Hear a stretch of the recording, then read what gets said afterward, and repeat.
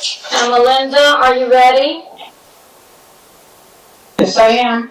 Great. Good evening, ladies and gentlemen, and welcome to the City of Paterson Board of Adjustment meeting of Monday, December 28, 2020 at 7:30 p.m.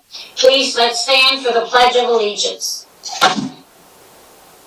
I pledge allegiance to the flag of the United States of America and to the republic for which it stands, one nation, under God, indivisible, with liberty and justice for all.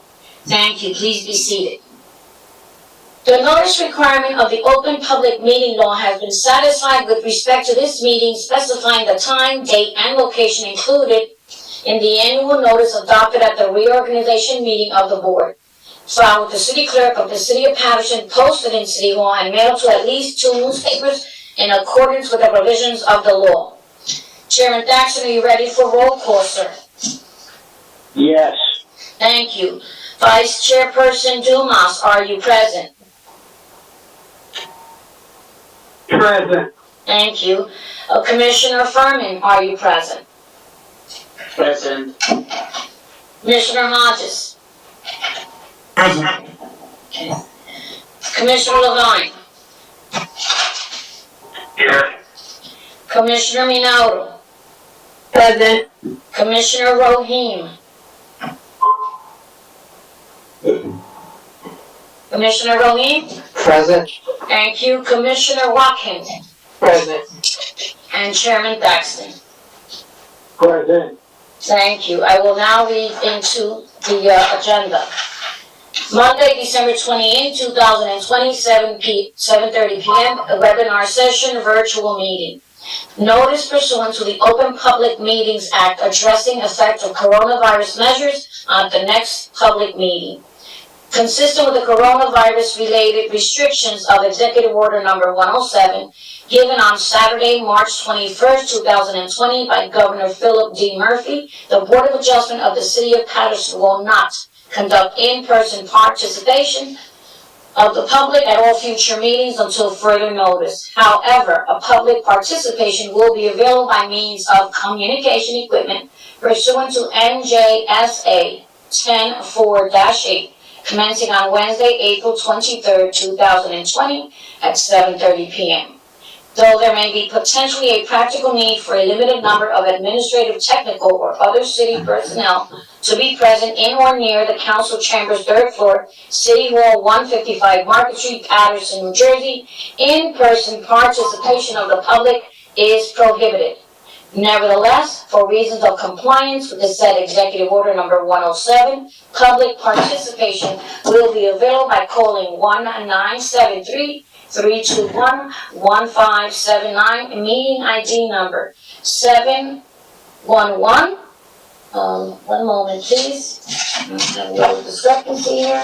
680-001. Board of Adjustment special meeting of Monday, December 28th at 7:30 p.m. on the date and time that the meeting is scheduled to commence. The public may also participate in the meeting by accessing the website of the City of Paterson, www.patersonnj.gov.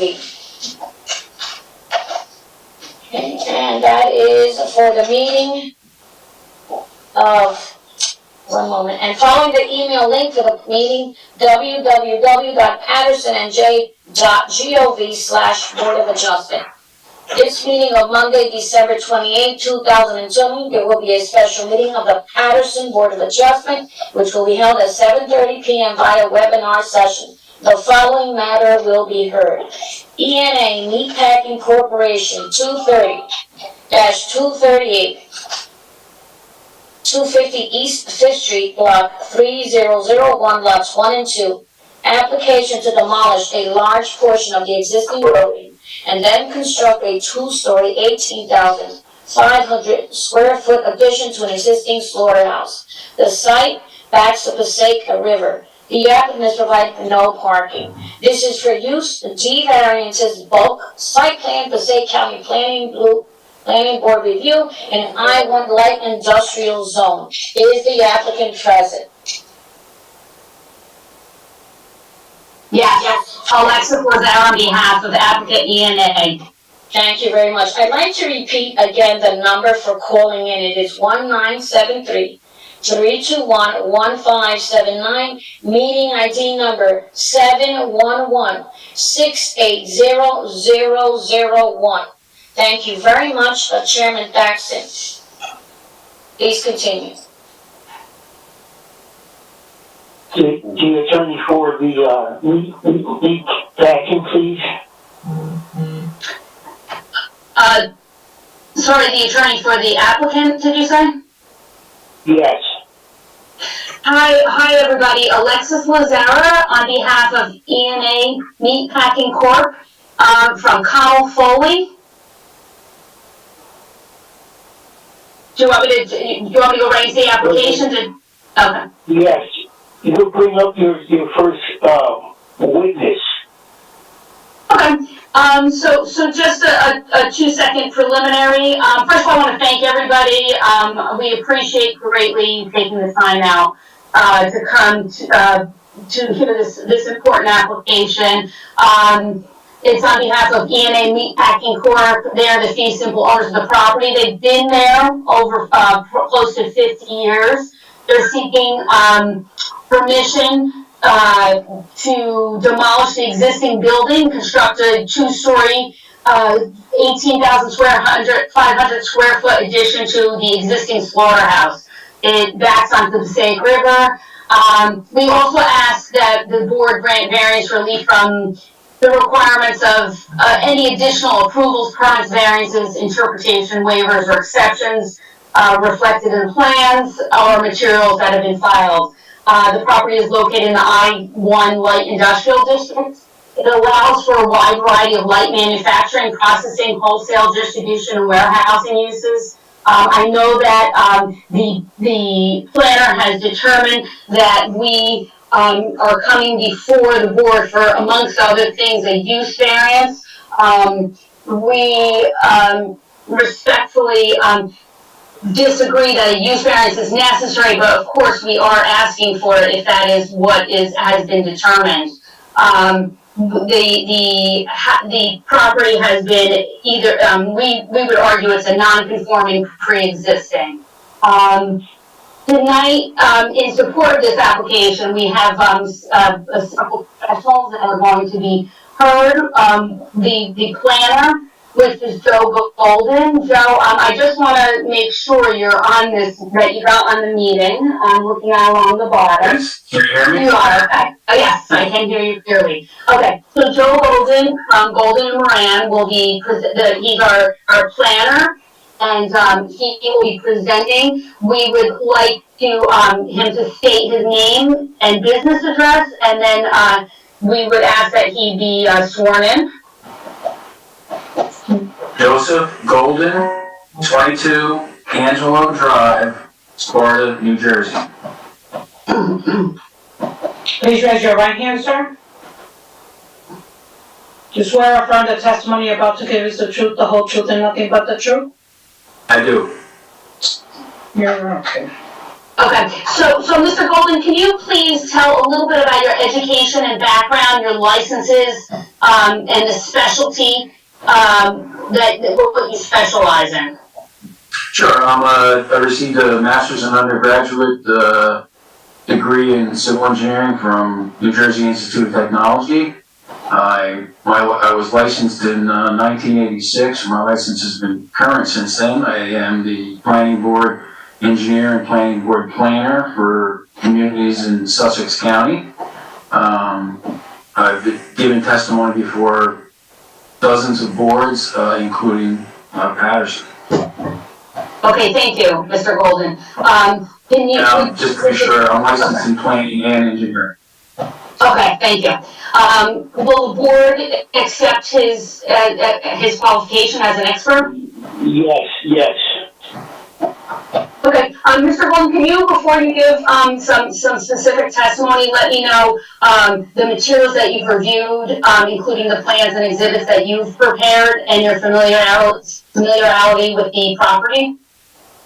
Sure. I've visited the site, I've taken pictures, and I personally prepared the plans and application to the NJDEP, soil erosion.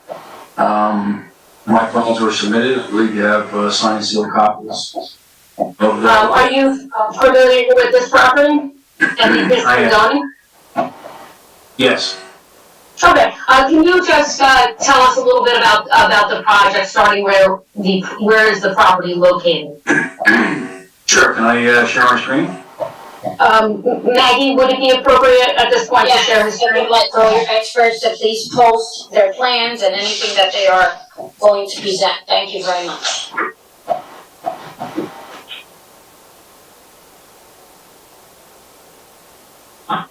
Am I sharing? You are. Oh, okay, good.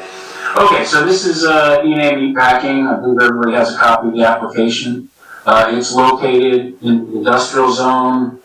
I'm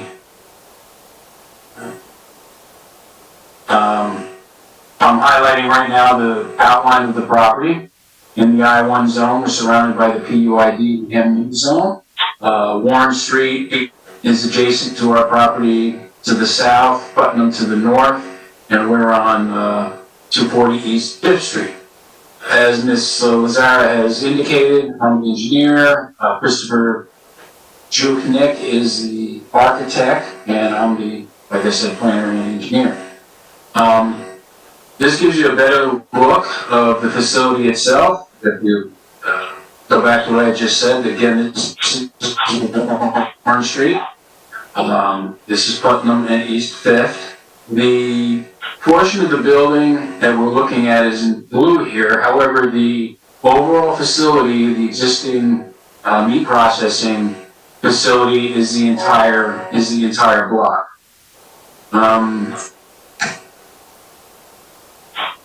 Also, as part of the operation or the corporation, they also own the buildings to the south here, parking area to the south, and this is an area where they process a different type of meat. We are adjacent to the Passaic River. These buildings that are shown in the blue are the ones that are going to be removed. The buildings just south here are going to remain. Let me go on to the next slide. Okay, so this should give everybody a chance to get a good idea of what I was just talking about. So these are views looking from the southeast. This is looking from the southwest, and this is looking from the rear of the building.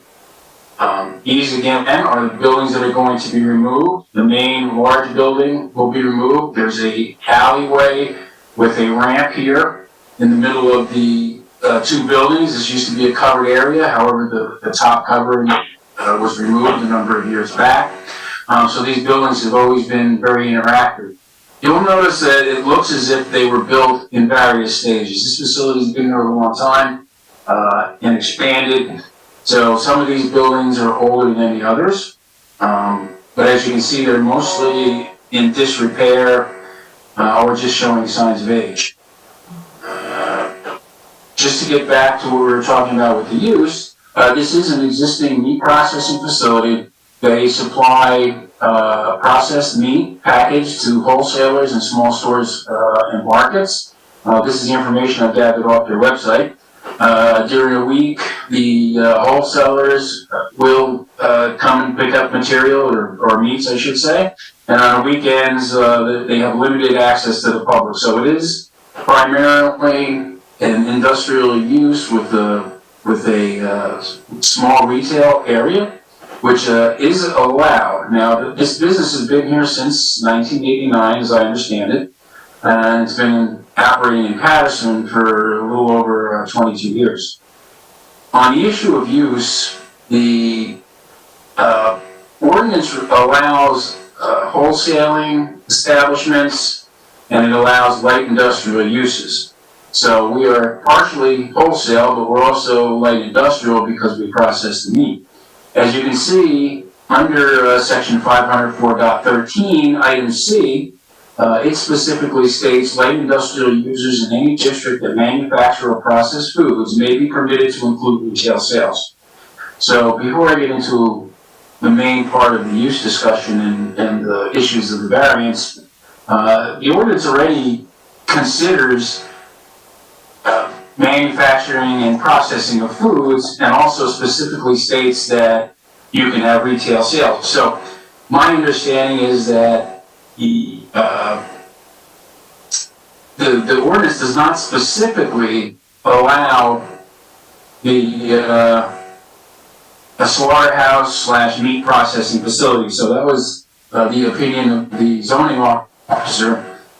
So if in fact the board agrees on that, and if we want to make sure that we're covered, I am going to talk a little bit about the use variance. As I stated earlier, this is a pre-existing legally established facility before the ordinance prohibited these types of activities.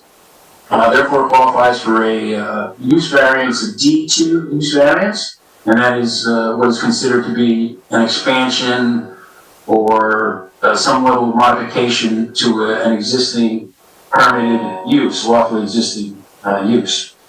The requirement for the proofs of the D2 are different than your standard D1 use variance in that the facility already exists and it's already been contemplated, and one of two things is going to be true, and that is that the board had previously approved the use, so it will be an expansion under a D1 really, or it's theoretically was established legally prior to that ordinance, whereas then we are just a pure D2.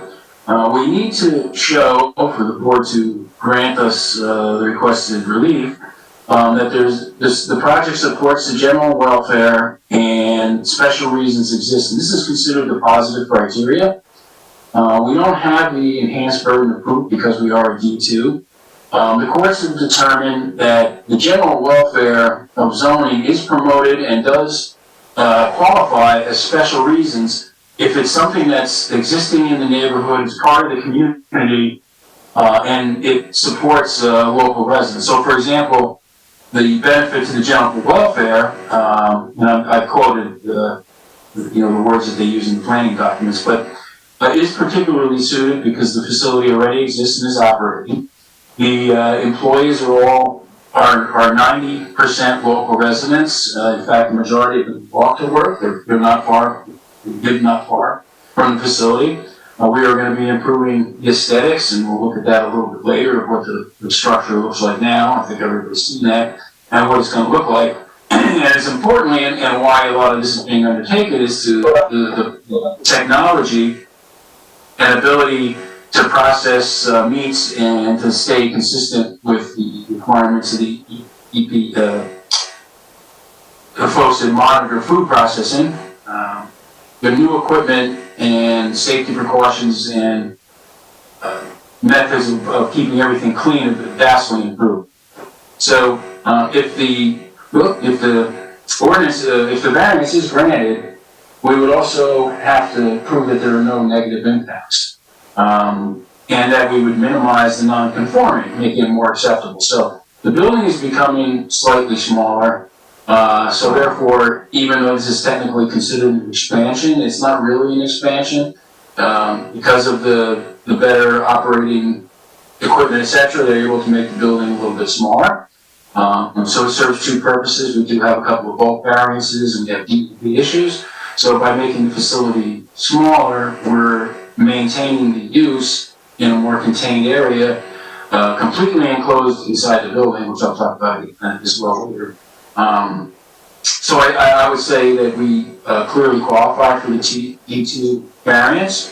Now, regarding the negative criteria, we also have to show that the variance can be granted without substantial detriment to the public good and will not substantially impair the intent and purpose of the zone plan and zoning ordinance.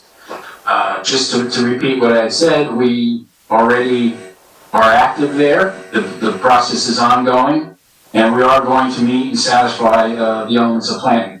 The building will be nicer, more aesthetically pleasing. The new equipment improves the processing of waste products, and it also improves any odors or anything else that might have been leaching from the building in the past.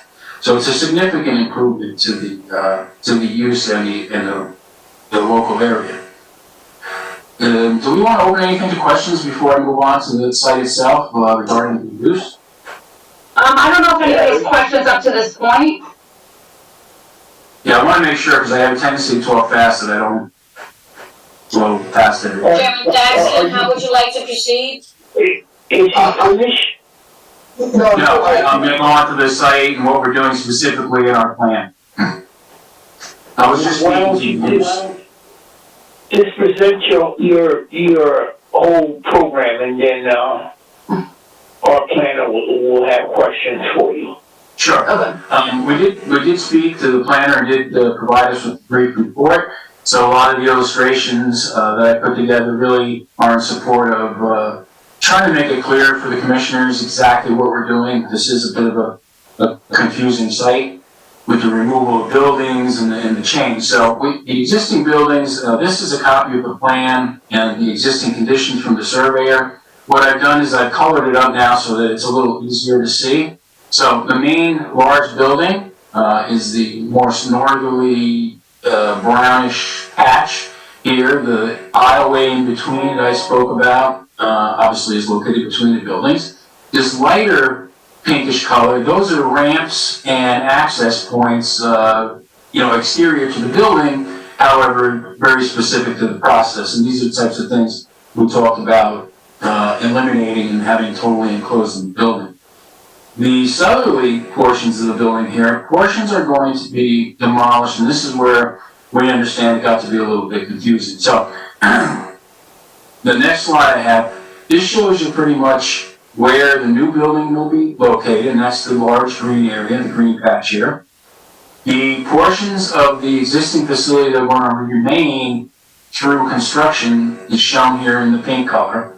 And the lighter green area is an area that's going to be demolished as part of the building that we're asking for approval of now. It won't be reconstructed, but we need to demolish it to satisfy the requirements of the foundation and the DEP. So as I go to the next slide, you'll notice in the picture I put here, I'm sure most folks won't have an opportunity to go out and see what this looks like from the Passaic Riverside. The area that I'm showing in the picture here, that's the area of the ramp and where the building juts out slightly here. You'll notice that the existing retaining wall / abutment is fractured. There's portions of it have fallen down towards the river. There's significant cracking, so there's a very big issue right now with the stability of the site. And again, this is a flood-prone area. You'll see in the foreground, that is the PSE&G facility, and they built a modern bulkhead here to protect the local area from flooding and also to obviously protect that facility. We're proposing something very similar, and that would be along the entire river. So what we need to do is to construct the bulkhead along the entire river. We need to remove a portion of the building that's going to remain. And I'm going to jump back to the pictures. Sorry, Joe, can you just let the board know whether or not you're working with the EPA, currently working with the EPA on that portion of the bulkhead? Yes, we've got applications to the DEP. We've run pre-application meetings with the DEP. We've established flood elevations. I'm a certified floodplain manager, so I partook in the application process. That whole process requires that we show that there will not be any increased flooding in the area, and actually that we would improve any existing flooding conditions, which we do. Looking back at the picture, I'm showing the area of the building, the remaining building that will be removed. And this is really just a covered area where the animals enter. It's called the farm or barn area. These are where the animals enter and are awaiting processing.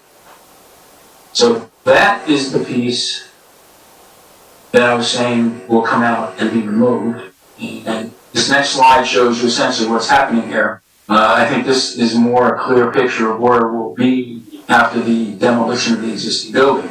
The dashed line on the westerly side of the sheet, that is going to be the new bulkhead.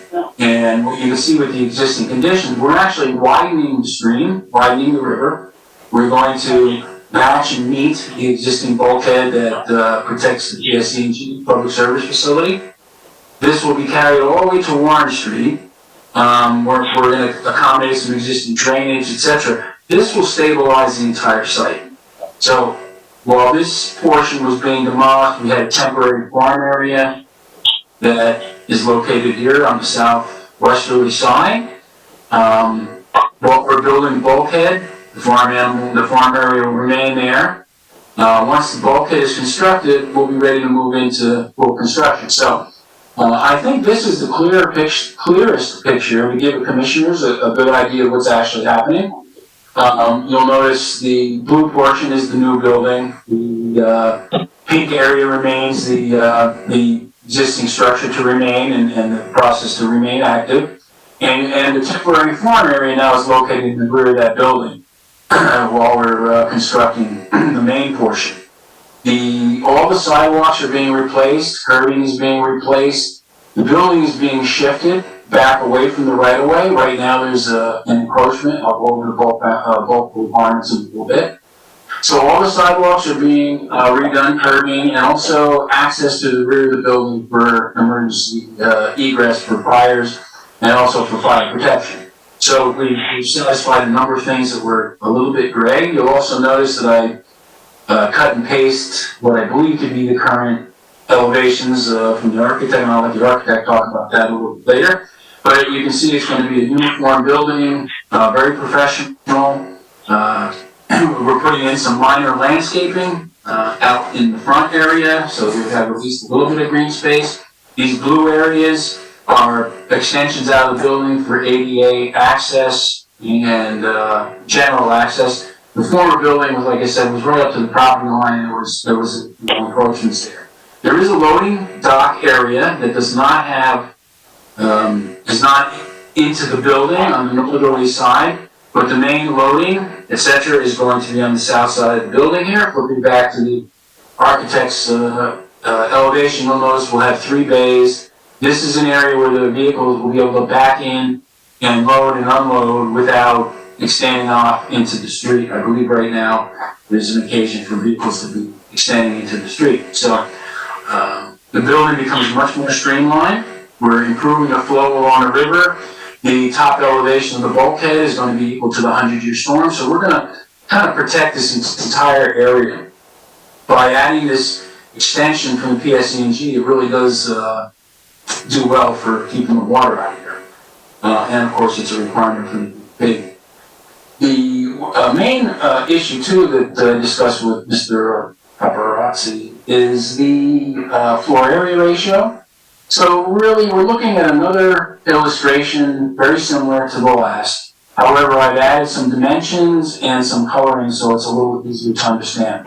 The blue areas are still, blue areas are still the new construction, but the darker blue areas are the portions that are going to be 2 stories. So when calculating the floor area ratio, of course, we've got to take into consideration the entire ground level and then portions of this second level. Now, the second level, let the architect speak more about it, is mostly for offices, viewing, and to ensure that the processes are consistent with the requirements of the law and processes for the meeting. I've added also the dimensions. Again, this was a little bit unclear, so this is a 1-story area to remain. This portion of the building is 2 stories, and this will be our farm/barn. We'll have some sort of a temporary cover on it. I spoke a little bit about the bulk requirements. We are in the I-2 district. The minimum lot area is 10,000 square feet. We have 32,000 and change. We meet the lot width. Regarding front yard, side yard, rear yard, etc., you'll notice from the survey our front yard setback right now is 0 feet, whereas 10 feet is required. We are not going to meet the 10-foot front setback requirement. However, we're improving the existing 0 front setback to 6.32 feet.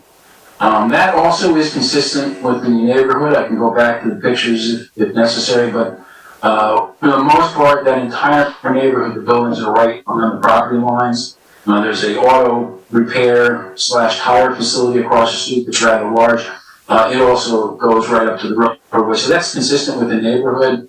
The side yard had an existing encroachment. There are existing buildings actually over the line. We're now going to be 3.5 feet from the side of the property line. And yeah, that'll facilitate emergency exits and fire protection.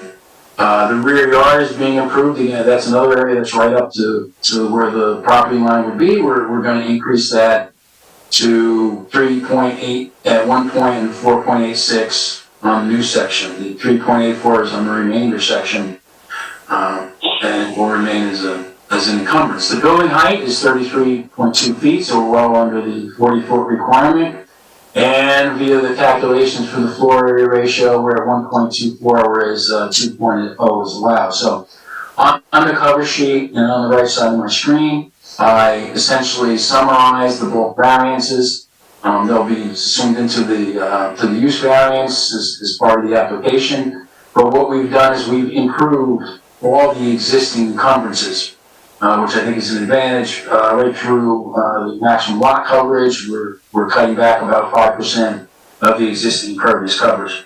Again, below, on the bottom, you'll see those are the I-1 district requirements, and we've met all those. Now this is the actual plan. The other items I had shown you were illustrations. This is a cutout from the actual plan that the board should have in front of them. This tells you specifically from a plan detail where we're going to be removing it, where the building is going to be located, setbacks, etc. Width of the curb cuts, again, all that will be new curbing, and the entire building will be ADA compliant. This is the full sheet. We have the landscaping area that I've spoken about. This is a little bit of a blow-up. We've got some low-growing shrubs that are very hardy and should be able to be maintained easily in the neighborhood. It's really not a lot of water there, green space, but we've selected plants that should work out really well. Regarding trash and loading, I spoke a little bit about that prior. The existing condition, there's actually dumpsters that are located outside the building. We're going to remedy that situation. All trash will be maintained within the building. The new processing equipment actually automatically takes the waste and puts it into containers, compresses it, and prepares them for specialty pickup. I'm sure the owners will speak a little bit about the process, but this is not trash you would normally just put out to the curb for the local garbage man. So everything will be in the building. The vehicles will be able to back up into the loading area and load. Similarly, they use private contractors for general trash, recyclables, items like that. That will also be a private contractor and will be picked up from inside the building. We're not proposing any major, quote, site lighting because we are right by the street, but there will be lighting along the building, and that'll provide adequate light along the street frontage. Just to finish up what I'm showing here, you'll see there's a blue line. This is a riparian buffer that we have to maintain and permit with the DEP. And part of that is that there's some existing trees that have grown into the embankment along the side of the river. Our intention is to leave all those trees in place. We don't want to remove any. If you recall from the aerial pictures, which I'll jump back to so everybody can see, that's these trees in this area here. Hopefully my screen is still coming through. So these trees will remain and obviously provides summer screening from anyone that's across the river. Just to revisit this now that everyone's had a chance to look at the plan, these buildings were being removed. This will be that nice uniform building I showed the elevation of. There'll be the strip of green space, the sidewalks all along the frontage are being replaced along with the curbs and the curb cuts.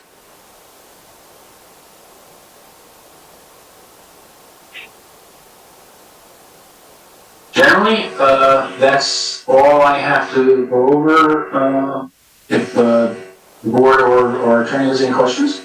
So Joe, Elaborate. I have one quick question for you, which is, Sure. and my computer went out for 2 seconds. Can you talk about the amount of employees and parking? No, the number of employees is going to stay stable as it is right now. There's not That's going to be, 22. well, yes, it's around 22. Of course, that fluctuates. It could go up to 25 depending on the new process. There's a lot of robotics in here, so there will be no increase in the parking requirements. The parking right now is in the street, as you can see in the photo I've just shown, but also when you look at the aerial view, I mentioned this earlier that the facility to the south is also part of this same ownership and processing. They have a parking lot on the south easterly side of Warren Street here, and that parking is also available for employees that don't use public transportation or actually walk or carpool to work. So parking isn't an issue today, and it's my opinion that the work that we're doing and proposing is not going to have any adverse effect whatsoever on the existing parking. I'd also like the record to reflect that most, if not all, the employees live 5 to 10 blocks within the area and ride their bikes to work and or get dropped off there. Joe, did you talk a little bit about the solar panels? I did not. The new building is going to be somewhat energy efficient. They will have solar panels and battery backup arrays on the main part of the building. The architect can speak about it, but that you'll notice on the elevation here that there are panels along the building, along the roof, and that with the battery backup system they have in place, when there are power outages, they have the ability to keep all the refrigeration units and animal care active for 3 full days. So the animals and the processed product will be protected with that. And there won't be any, all the electrical inverters, battery array systems, everything is going to be located inside the main portion of the building. None of that will be visible to the public.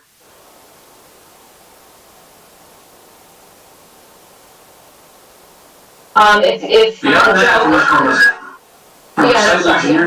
from a site engineering perspective, we don't really have any appreciable effect on drainage, lighting, traffic, etc. The facility, essentially has similar loading docks right now. They're just not efficiently able to access them because of where they're located, and they're not really deep enough. Back to this picture. You can see right now there's a garage here. This picture here, you can see the vehicle sticks out a little bit. It's not contiguous. Some are going to the aisleway. That'll all be rectified with the new layout. So stormwater, we're adjacent to the river. Since we're reducing overall flow, we're increasing the green space. In other words, losing some of the impervious surface. All roof water is considered clean, and that will be directed right into the river. And any of the other waters will be going into the existing street system. We'll improve the street drainage just by the fact that we're capturing all the roof water and directly into the river, where portions of that right now go into the city system.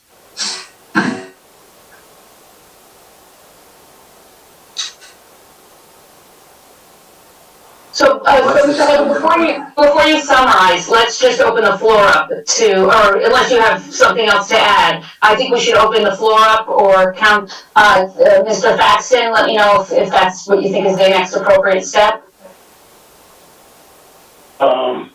Chairman? Gary? Yeah, Chairman. You want me to jump in? Okay. Yeah, Gary. Okay. A few things. First, Ms. Lazzara, who else is going to testify so I know how to direct my questioning? Gotcha. So we have our architect from Nevis, Chris, that will be testifying. And then if there's any questions of the property, the property owner, or I should say one of the corporate principals of the property owner, we have him available also. Okay, perfect, thank you. Okay, Mr. Golden, first let's start with the DEP. Have you heard anything back from DEP? I know you made some application. I'm sorry. No, the reason we had that's the reason we had the pre-application meeting. We wanted to be sure that we put everything in, we made application in exactly the manner they want. I didn't talk much about the floodway. This red line is actually a floodway. That's a more restrictive area.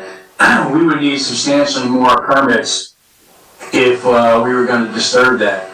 So since we're not disturbing the floodway, we're just your standard flood storage, and we're increasing flood storage. The DEP is not going to, we're not going to need the heavy duty permits, if you will. I do have another page of the plans that I didn't put in my illustrations that shows the cross sections. I believe everybody has it in their plan set, the last page, that will show the existing and proposed displacement of flood waters, and you notice that I don't recall off the top of my head, but I think we're removing about 5,000, we're adding 5,000 cubic feet of additional storage. Okay. May I interject here a moment, Gary, Mr. Paparazzi? Sure. I'd like anyone who is testifying, including yourself, Mr. Golden, as we have a court reporter and there's a delay, please let Mr. Paparazzi finish his train of thought. Let him complete what he needs to say, and then you can answer. Because if you answer him too quickly, it takes the court reporter a few minutes to get your information. So please give him time. Everyone have time for each other, so that we can do this properly. Thank you. I apologize. Oh, my pleasure. Thanks. Okay, all right, Mr. Golden, now, I saw on the architect's plan, on the ground floor plan, the waste storage. I guess that's what you had mentioned, the dumpster area. You also mentioned that recycling was going to be done inside, but I don't see any area for recycling. You need to designate something for recycling separate and apart from the dumpster area. That would be one of my comments, and I don't know if that, I know you addressed it, so, but I saw that on the architect's plan, so I'm assuming that maybe one or two of you have to address that eventually. Well, yes. Well, I'm sorry. I thought you wanted me to answer that. Go ahead. yeah, no, I didn't see it. If I'm wrong, then you can answer me. If not, let me keep going. You got it. Okay. Now you mentioned, there is, limited retail, which I was aware of. Now, and that is limited to a Saturday, I think it was testified to. And how is that done? And I don't know if that's you, or I should wait till the owner comes in on that. But you had testified to it, so that's why I'm bringing it up. Ms. Lazzara, do you think it's better for the owner to address that? Yes, I think that the owner will have be able to better explain that. Okay. Now, you also show the 3 bays, well, the architect shows the 3 bays on the East 5th Street, where I guess when the wholesalers, I guess, would pick up and take away and buy what they need to buy. But is there an area for the unloading of the animals? Now, that seems to be done on Warren Street. I guess that farm area, that's the passageway on your Exhibit E. You have something called a temporary, if you want to bring up, on Exhibit E, you have that on the south or west side of the property, on the west side of Warren Street. On the westerly side, when you're looking at Warren Street, you have temporary farm area. Is that where the animals go through?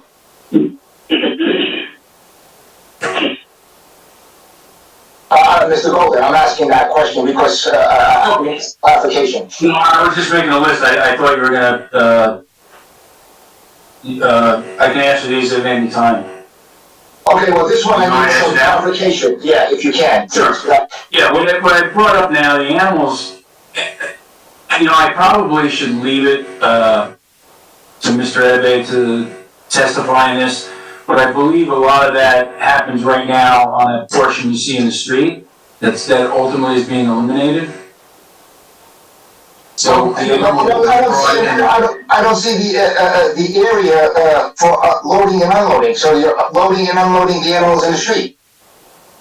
Currently, yes, I would again defer to Mr. That is currently how it's doing, and you're going to continue to unload the animals in the street. That's That I don't know, again, because you'll have to testify to that. So, Mr. Paparazzi, I will, make sure to add that question on to, okay. when the client comes in. All right, now, on that exhibit E, you have that temporary farm area in green. Now, exhibit C, which you have there now, it says existing structure to be removed. If you go to exhibit floor area ratio, and if you could bring that up, that light green area in the same spot where the temporary farm area is the one-story building that's going to remain. Now, on this, you say it's going to remain. On C, you say it's to be removed. And on E, it's a temporary farm area. That's where the confusing part gets to be. That's one of the confusing parts. So, number one, is it being removed? And if so, is this a new building?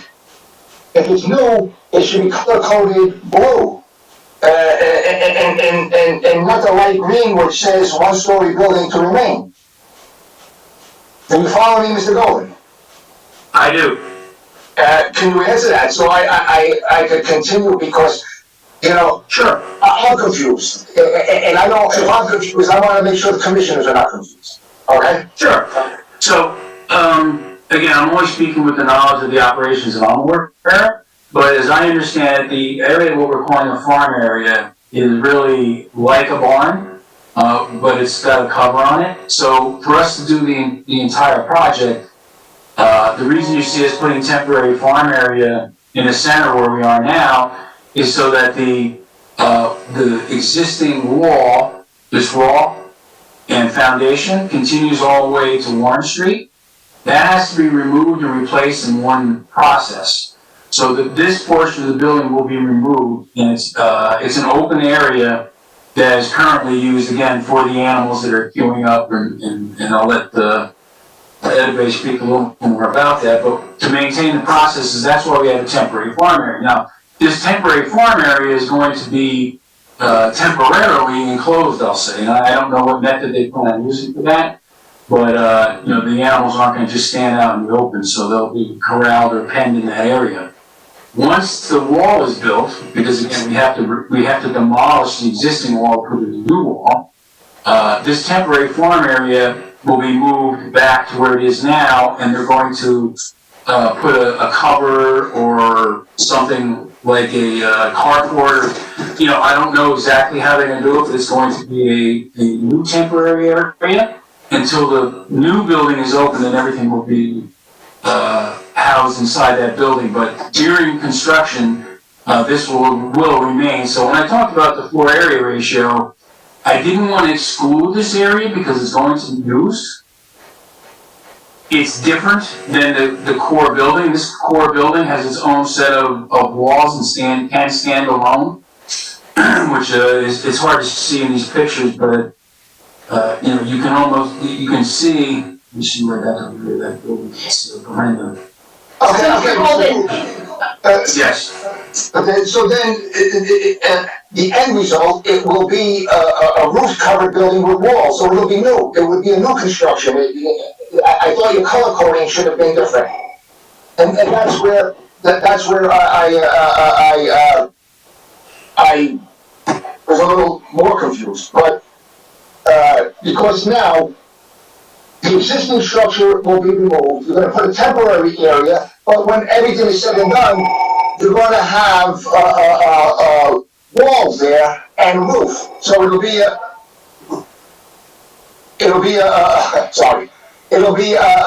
new structure. In the future, Joe, right? There's the current construction that's going on in the future. Right, it's going to be an area to house the animals, and again, I'll let Ed, I'm not sure what his intention is or how they corral the farm area. or how they protect it, whether it's got a roof with the support columns, or if it's a cantilever, kind of like a sun deck, if you know what I'm talking about, the sunscreen thing that comes apart. It's not a metal roof, it's a cloth roof. But again, I would have to defer to the architect or to the owner on that. Okay, all right. But it's going to be an area that's utilized, and we wanted to keep it obviously hidden in the back of the building. And the hope is to ultimately, when the new building is constructed, to modernize the remainder building as well. So that's why we call it temporary right now. It's not intended to be permanent. And the new building will have an area inside for the animals. I think you can see that on the. Well, it would be, if the new building, Mr. Golden, the new building will have walls and a roof, so I'm assuming there will be a new building. Yeah, and the green area that you see for temporary farm area, once the blue building is operational, that goes away. So that'll just be open space for now. Until you construct the light green area from the floor area ratio photo. Is that not right? Can you repeat that? I'm not clear on that. The light green area. The final result, everything is done, Mr. Golden, everything is done. The light green area is going to be a building. It's going to have walls and a roof. Here. No, that's going to be removed. It's temporary. But you have one-story building remaining in your color-coded chart. If there's not going to be anything there when the end result is there, there should be nothing there. There should be no color there. I don't understand what you're telling me. The green area, the light green I use in two areas. This is the active area that's going to remain. I didn't want to give the impression that this lighter green area is not going to be used. If it's going to be used for a period of time, so that's why I kept it in floor area ratio. But it's not going to have constructed walls, permanent type walls. And again, I have to defer to the architect. All right. Let me say that for the architect. Now, the existing building on the corner of East 5th and Warren Street, usually the board asks for floor plans because this is going to be part of the whole package. So there are no floor plans for that. So just using, now, I'm assuming the second floor, and I can only assume because like I said, I don't have floor plans. The second floor is going to be offices, and the first floor is going to be the processing, still the processing area. So when you divide parking, upstairs will be office, downstairs would be the commercial. Now, is that correct? Because I don't have those. I defer to the owner on that. My understanding is that building is going to remain as is, and essentially the office, etc., are going to remain there through the construction of the main building. Okay, so their offices will be on the second floor. You can't bring the animals upstairs to the second floor, or could you? I don't know. I have to defer to the owner on that. I'm sure he can answer all those questions. Okay. Well, now, what I did for parking, and I had no knowledge of that additional area that you were talking about. That was not part of the application, so that was not part of my inspection, nor do I have anything on that area that you alluded to in your testimony across on the south side of Warren Street, where you said there was a parking lot. So I have no knowledge of that. But just based on, now, the application says approximately 25 employees and owners. So I'm assuming there is owner personnel during the day when the business is open. I don't know how many there are, but that's also part of the parking analysis. Since this is either a D1 or D2, which is an expansion of a non-conforming, the parking changed somewhat because the most northerly building was only one story, where you're going to have I have approximately 2,700 square feet of 2 stories, which is office, an office-related area. Now, do we know how many owners, supervisors are going to be there besides employees at any one time? So I can testify to that there are 3 owners, and there's always 1 owner at the premises at any given time. Okay.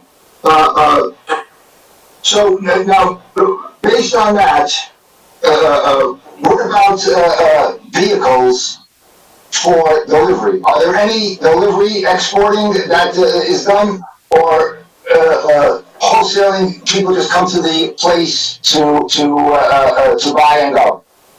And I'm talking about retail. I'm talking about the wholesale. Does ENA deliver its product to the supermarkets? So again, I'm gonna have to get Eddie to testify to that, and he may have some answers for you on that. Okay. Well, based on what I could base my analysis on, with office space and not having any floor plans on the existing building, and just based on the parking requirement, the parking requirement would come out to close to 70 vehicles. Now, it's possible that obviously DNA doesn't use 70 vehicles, but that would be the number for the size of the building that is being proposed, with the office space and the existing building to remain. So that was the one variance that I think needed to be noted. It's a bold variance, obviously. Floor area ratio, I did the best I could, and I came up close to yours, so that D variance that was in the original denial letter, I don't think applies, other than the use, the original denial letter had use and D. I think it was just the use. All right,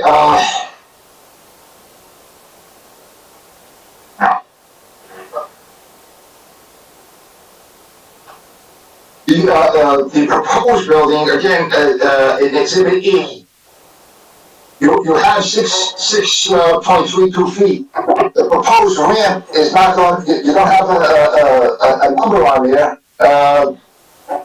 It's not going to extend into the city right away, is it? No, excuse me. It's going to be contained in the 6.32 area? I believe so. Are you referring to the front here? Yes, along East Fifth Street, where you have that ramp entrance. Correct. It shows 6.32 from the property line. Right. And that's recessed.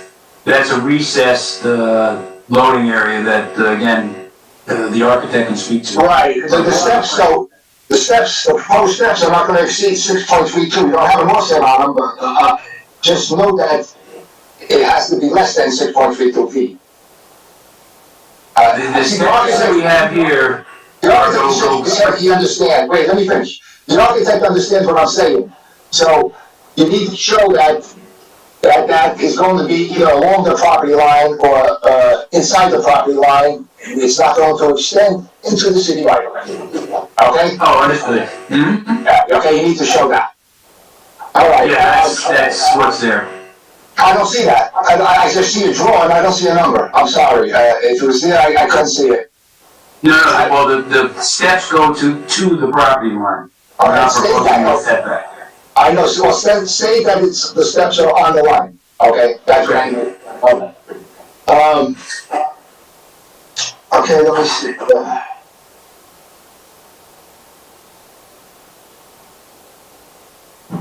All right. I think, Mr. Chairman, I think it is a little confusing, the application, especially that area where we have a building to be removed, or a temporary building. That was part of my issue. I'll look at some of the numbers that at least Mr. Golden supplied me with at a later date. I think I don't have anything else for Mr. Golden, and if I can help with the commissioners, just direct them to me. Thank you.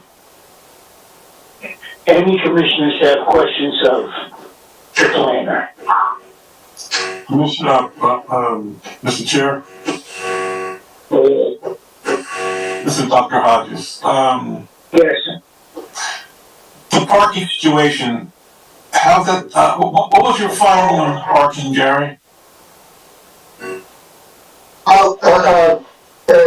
We don't have floor plans for the existing building to remain, so I don't know what gets excluded and what doesn't get excluded. I just assumed the bottom floor was processing, like commercial warehousing, and the upper floor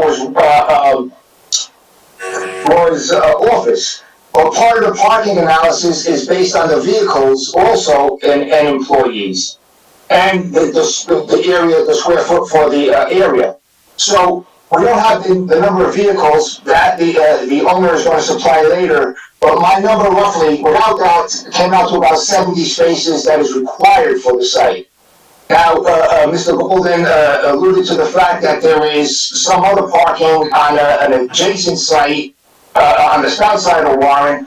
That was not part of the application. I did not make an inspection. It's there. I don't know how many spaces are there. I don't know if it's striped. I don't know if it's to code. So roughly 70 is what is required for this site, Commissioner. And how many, we have any idea how many are existing? There is no parking existing on this site. There is zero parking existing. Thank you. Or zero parking existing or proposed. I'm sorry.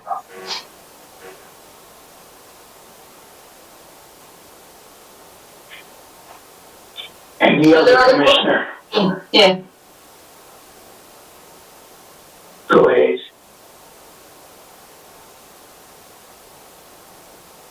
Commissioner?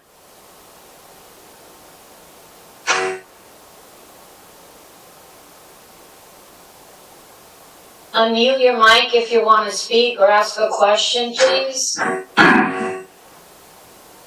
Good evening, Mr. Chairman. I have a question for Mr. Golden. Yes. Go ahead, Commissioner. Thank you, Mr. Chairman. Mr. Golden, my question is based on the loading dock. How many vehicles will you be able to fit in at the same time in the loading dock? I believe 3. 3? Thank you. Yes, we have 3 bays, and yeah, I'll let the architect be specific on that, but there's 3 recessed bays, and you can see it from the side, the front elevation, but again, this isn't the official elevation, so I'll let the architect speak to it. Thank you very much. Yes, sir. And that's the curb cut you see, you can still see the screen. We have a drop curb, a new drop curb. There's one existing there now, but everything is in disrepair, so we're putting all new stuff in. Any other commissioner?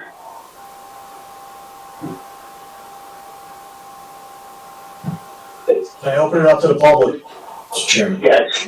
Yes. All right, to the members of the public who are watching, if you have any questions of this witness, now's the time for questions, not for any comments or statements you want to make. You'll have that opportunity at the end, but if you have any questions of this witness, please call 973-321-1579, and when prompted to, please enter meeting ID number 711-680-001. Again, this is for questions of this witness. You call 973-321-1579 and enter meeting ID number 711-680-001. Let's give it a moment and see if anybody calls.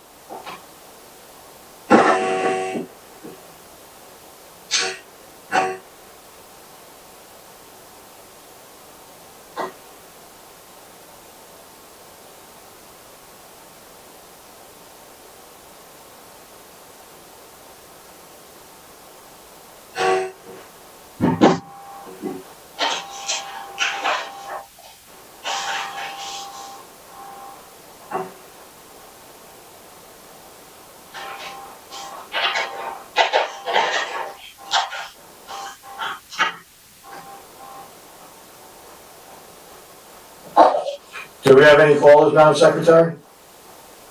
We have no callers at this time. Mr. Chair, can we have the applicant move on to the next witness? Yes.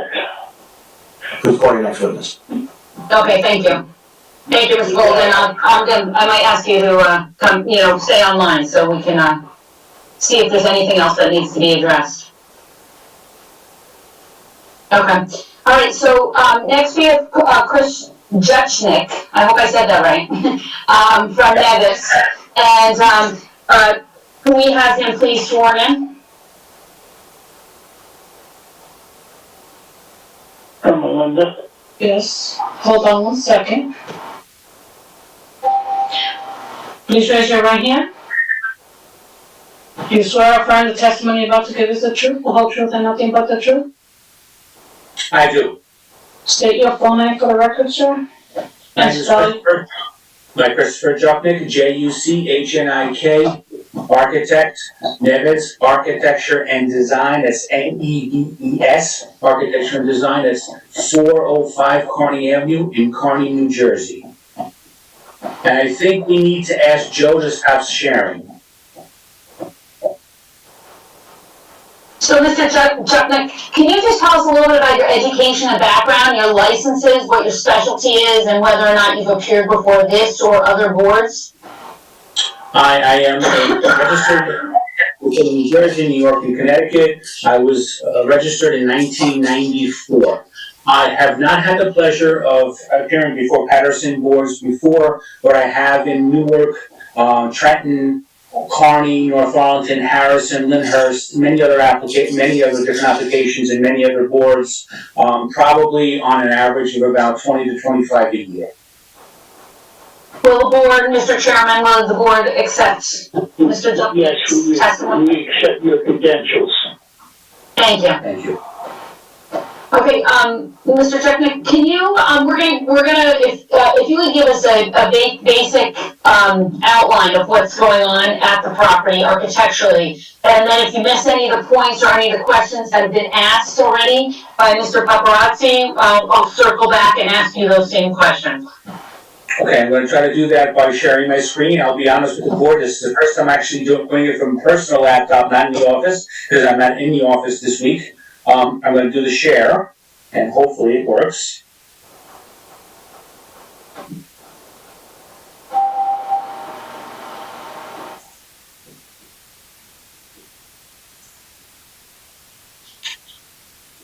So this should be the drawings that the board had gotten from us, our planning board drawings, which starts off with a sheet PL 0.0. I'm sorry, I don't see anything. It could be me, but. Yeah. No, nothing? I don't see anything, no. Let me get IT staff if you need any assistance. Application window, maybe? Once again, I'm sorry, I apologize. It's the first time I'm doing this from this laptop, and I never used Cisco before. Okay, give me 1 moment. I'll have someone IT help you out. 1 moment. Let's see, share. Oh, there you go. Yeah, but I don't see what I'm sharing. No.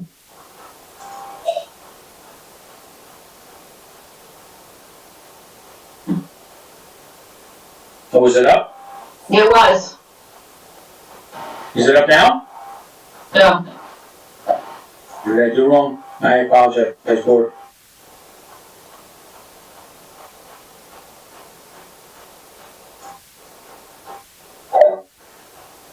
I mean, I'm seeing the shared screen. And now there's your plan. That's it, sir. Now I see it, yes. Oh, yeah. Mm-hmm. Okay, very good. You just might want to expand it to be the full screen. Yes, can you do that? If not, that's fine, because it is, and make sure that you tell me which page it is for the court reporter, PL00, whatever your, I shall. thank you very much. Yeah. I'll close this out, maybe makes it a little bigger. And Chris, just confirm it's the same plans that were submitted when we submitted our application. It should be, so my first sheet is PL 0.0. I'll have to zoom in, I'm not sure the date. I guess the date is 10/30/20. So this is our cover sheet, and again, it's just basics on the site. In the left-hand corner on the right is just location plan from Google Maps, and just a general look at the building from the east side, which is actually the front elevation. I think the next sheet. Sorry, let me get out of this.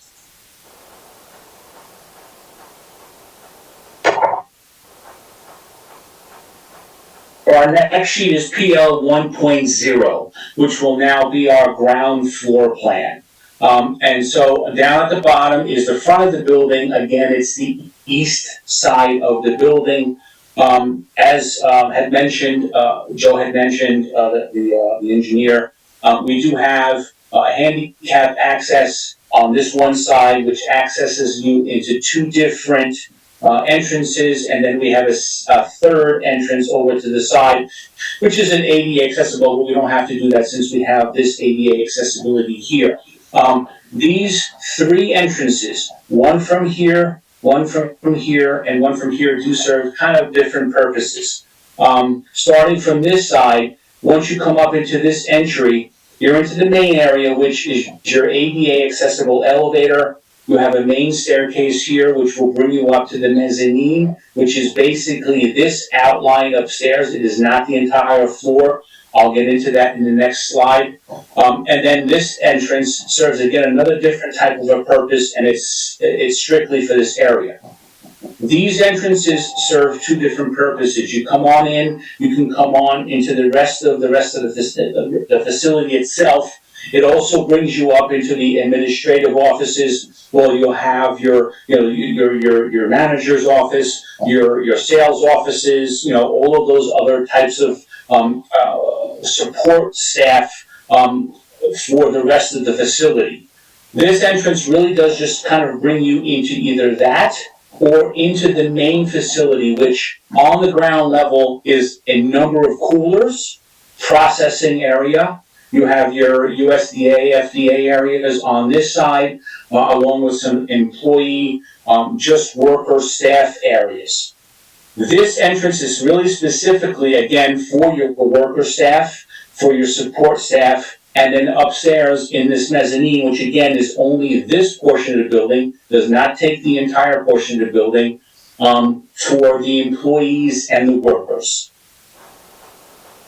Once again, as I mentioned, the second floor of the mezzanine for the actual office staff has these areas, and I will try to blow this up.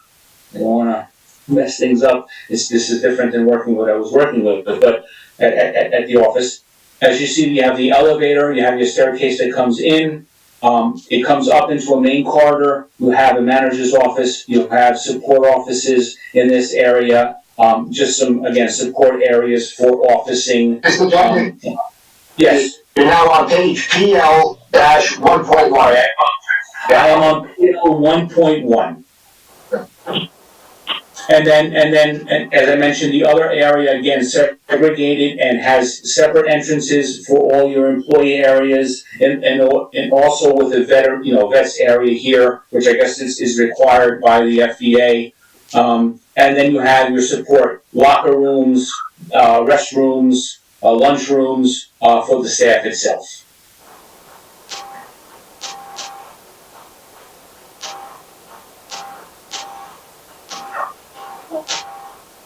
Then we have our elevations.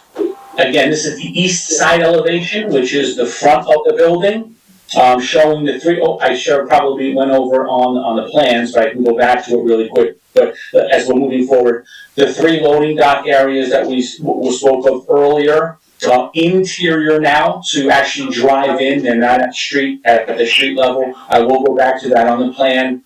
The ADA, and I know this is already on the screen, so I'll try to blow it up a little bit. You have your ADA ramp, which again we're required to do that. And so the one thing I did not mention early on is that right now the entire building at this level is at floodplain.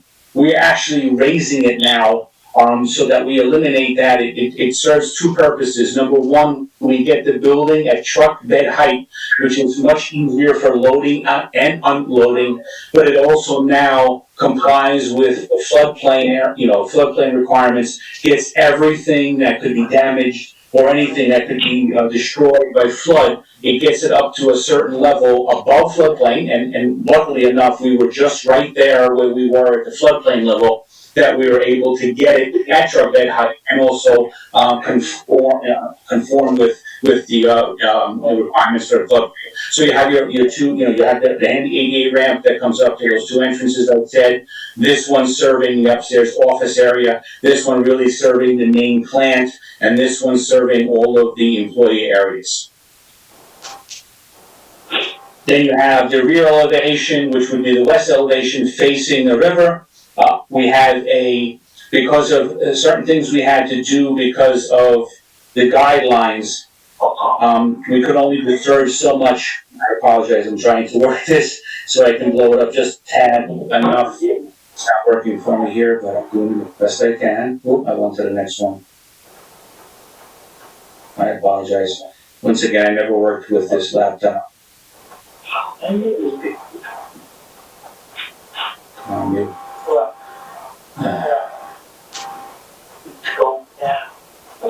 This area here, where you see the three doors, again, we're required to have a certain amount of egress doors. This one and this one and this one are both actually, all three are required.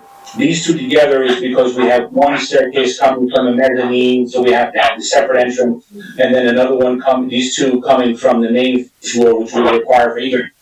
They're all on a catwalk that comes across the foundation. Once again, we couldn't build it down to the foundation because of some of the requirements we had with the water line and the Passaic River. But again, those are just required. And again, they're just code required egress areas. They're not going to be really used for any of the actual processes inside the actual building. It's charging the lines right there. And then we have the two other elevations, which are your north. Please mute your mics if you're not speaking, I apologize, sir. Please mute your mic. Everybody, please mute your mic, you're interrupting him as he's testifying. I'll continue. So we have the left side and the right side elevation.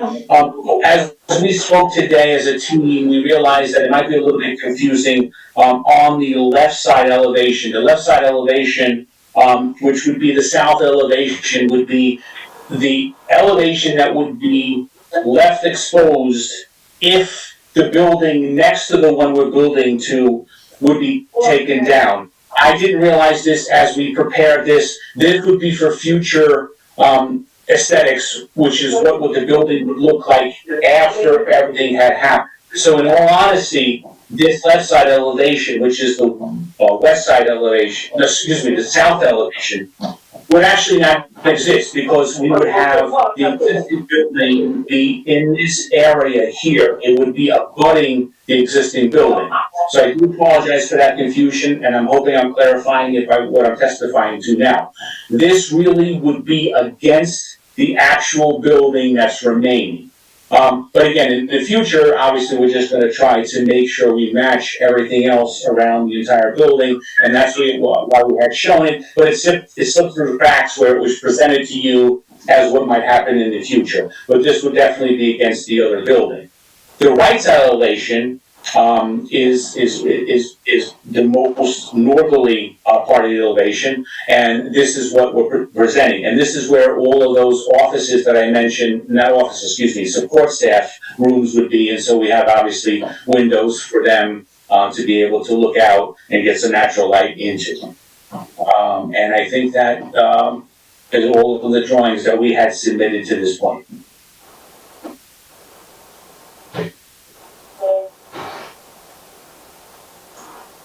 So, Mr. Chupnik, can you talk a little bit about, do you have pictures to pick, where are the loading docks? Maybe you could just show that, share your screen again and show that. Okay. which screen was I showing? Oh, apologize.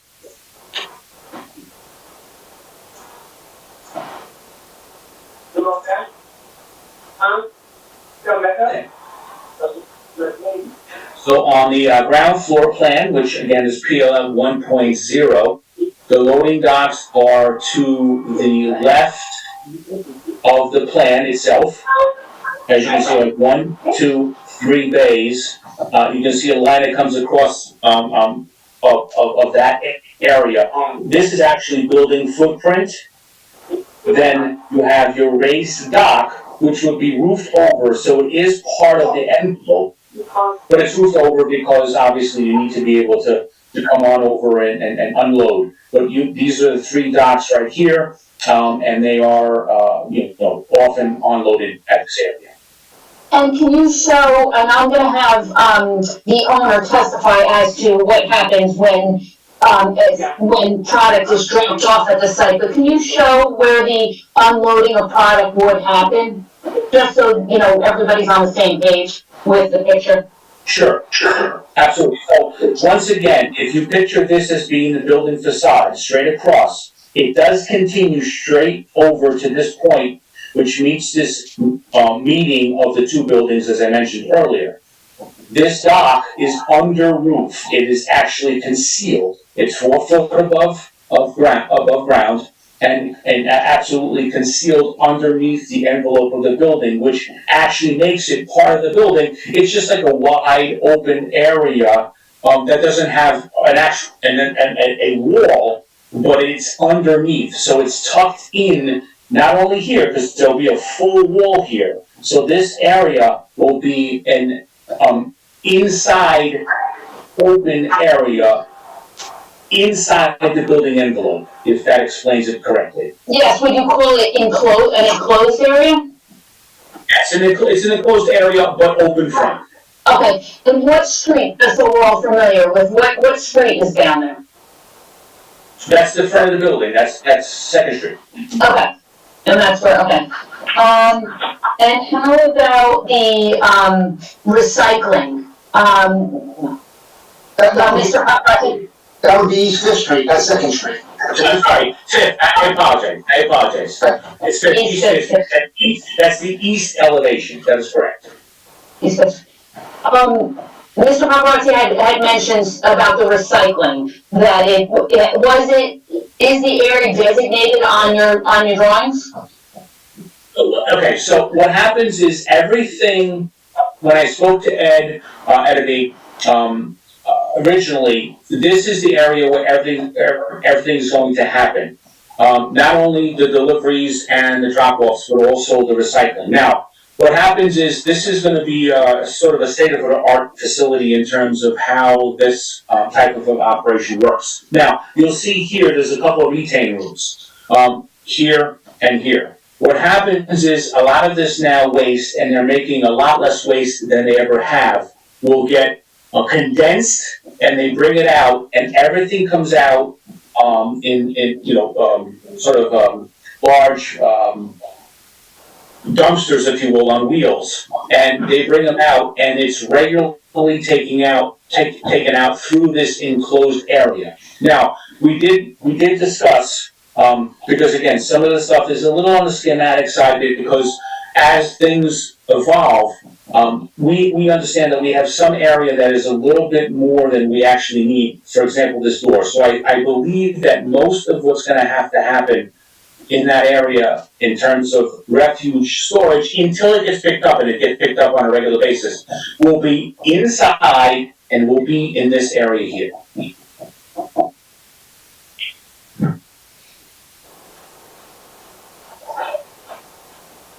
Okay,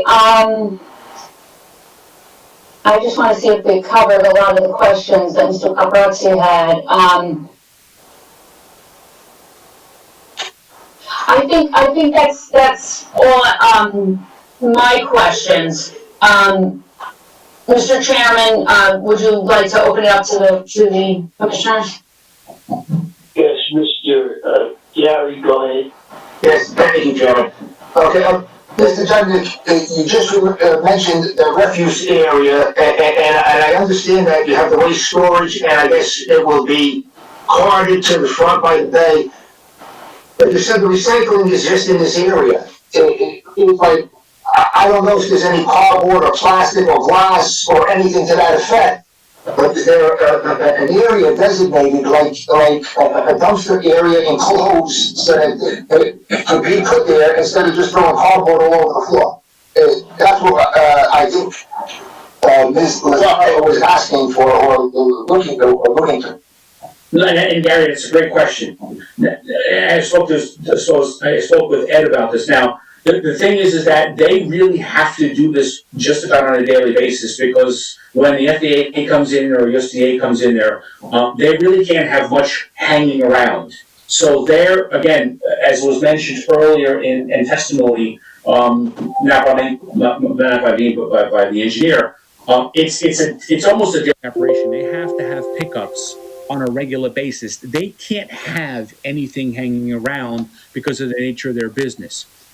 Once again, we have discussed this area, and that's why I specifically am circling this area, that it would be an area for them to have that staged until the pickup comes, and the pickup is regularly. It's not like, where you have maybe, I'm not sure, in Paterson, here in my neighborhood, it's every 2 days. No, I understand that. That's the waste. But the cardboard can lay around for days. It doesn't have to. FDA is not going to be anxious about moving cardboard. I'm asking about the recycling.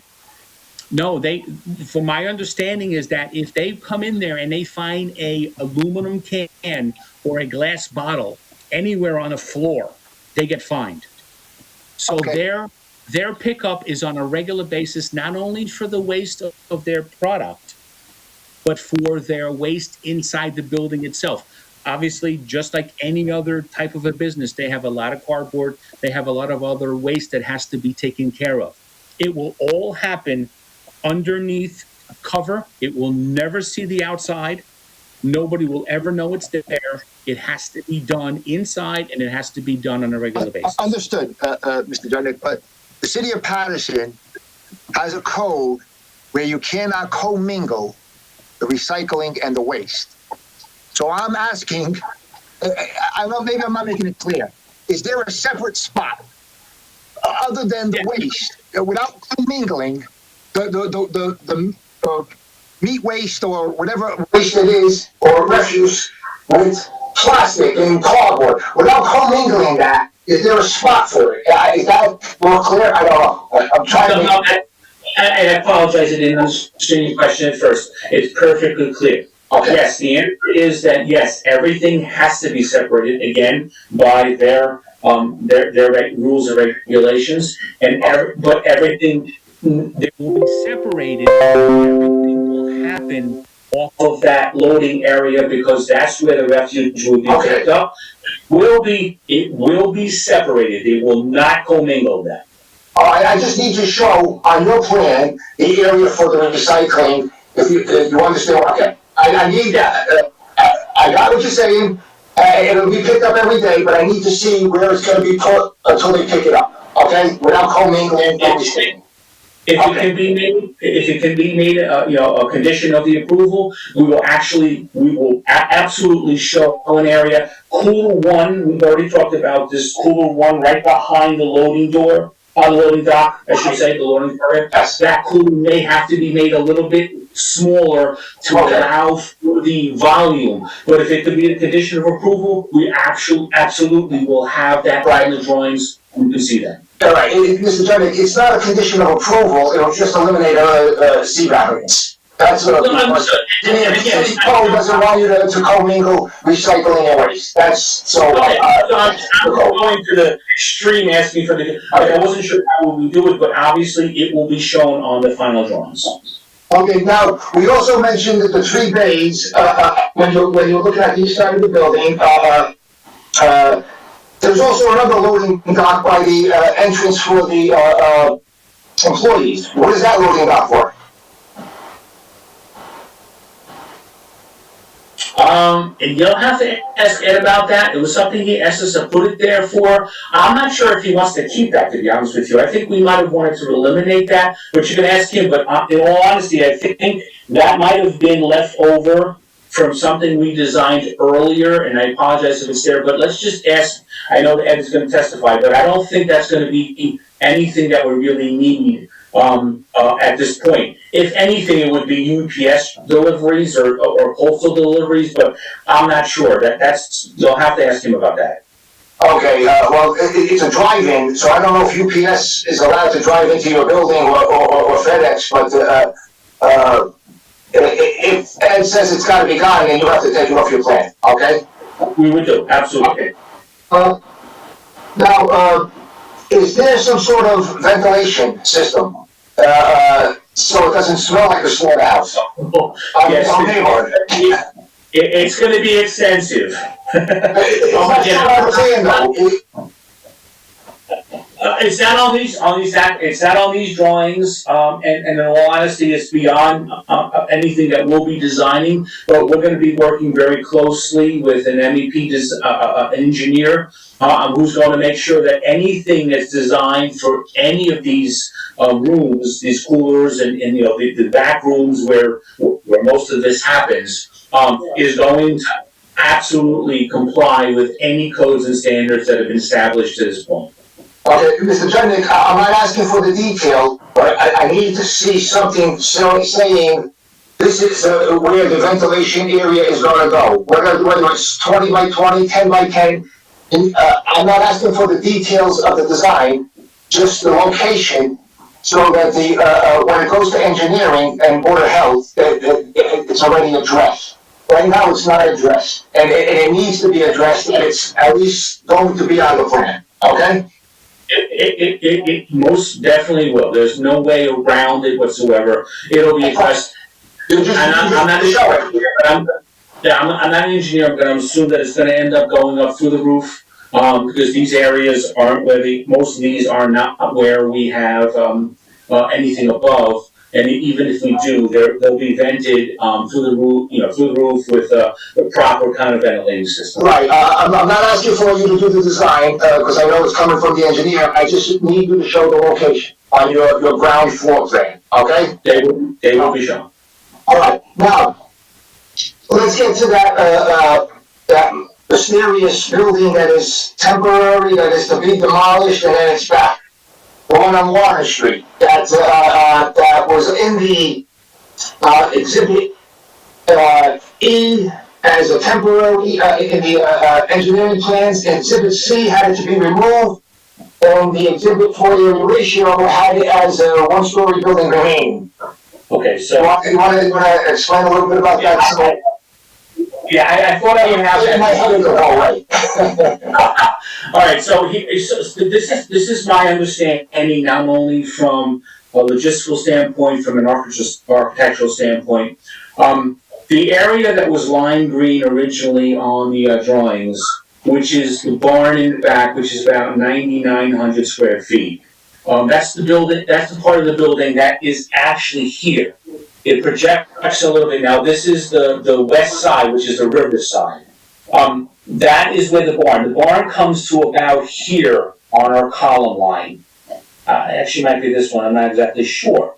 We are not taking that down initially until the rest of this is built. Once we have a full envelope, an enclosed envelope, which can be heated or cooled, before the rest of the construction is done, the plan is to take this use and then put it in this. As had Joe mentioned, he wasn't sure how we were going to enclose it. I don't think we can really do anything until we have a complete enclosure, which is weatherproof, and then we can move this operation into this area, because this area here projects beyond that and it's in disrepair. So we want to try to move this as quickly as possible into this area.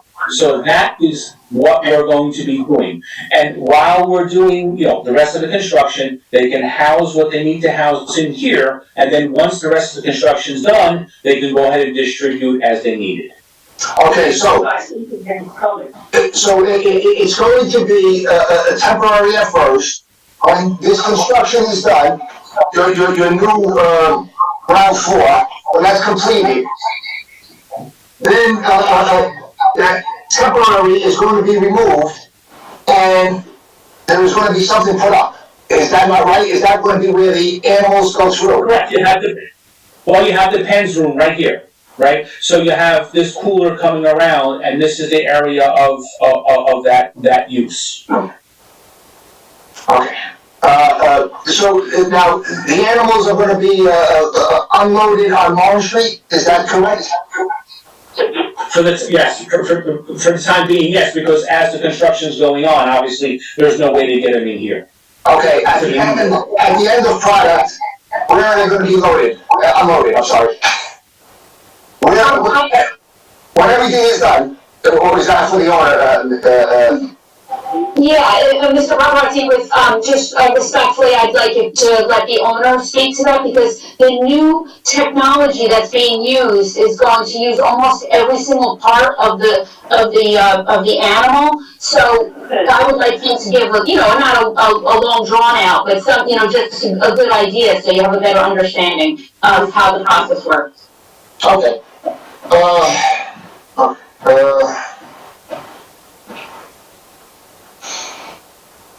I think I have everything. Mr. Chairman, I think I covered everything I needed to with the architect. If there's any commissioners with a follow-up question that I can answer, I will answer them. Thank you. Any commissioners have questions of the architect? Mr. Chairman. Oh, it's Commissioner Hodges.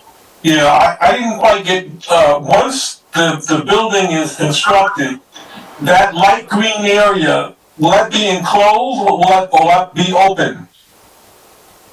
It's actually currently enclosed. It's never been. It's always been one. It's always been one building. So once you finish your construction, will it be open or will it be still enclosed? No, it will still be enclosed. But it'll be open space there, pretty much. Is that right? No, the building itself would. No. The enclosed area that you remove, that the light green area on your original map. Will that still, once you've finished your overall construction, what will be in that area? That was, Mr. Judge, that was, I guess, on Exhibit C from Joe's plans. It had existing structure to be removed, and then on the exhibit floor area ratio, it had one building to be remain. And this is the part that I was talking about, Ms. Lazzara. It is confusing even now, and I'm sure the commissioner, if he's asking you, he doesn't know. And I can't answer that because I'm not sure I know. It's really not too clear, and I don't know how else to put it, but it's not to me. So maybe if Joe needs to put it up, but that's what we're talking about, and I mentioned it several times. I just don't know, and unfortunately I don't know, which is not clear, which is not comforting. I have to say that, but Commissioner Hodges. Mr. Holden, can you, we'll just finish with the architect, and I'm gonna ask him to put that back up, the drawing, so that I know which drawing you're talking about, but we'll put that back up and we'll explain exactly what's happening with the colored spaces. Like the temporary farm area, what it was called before.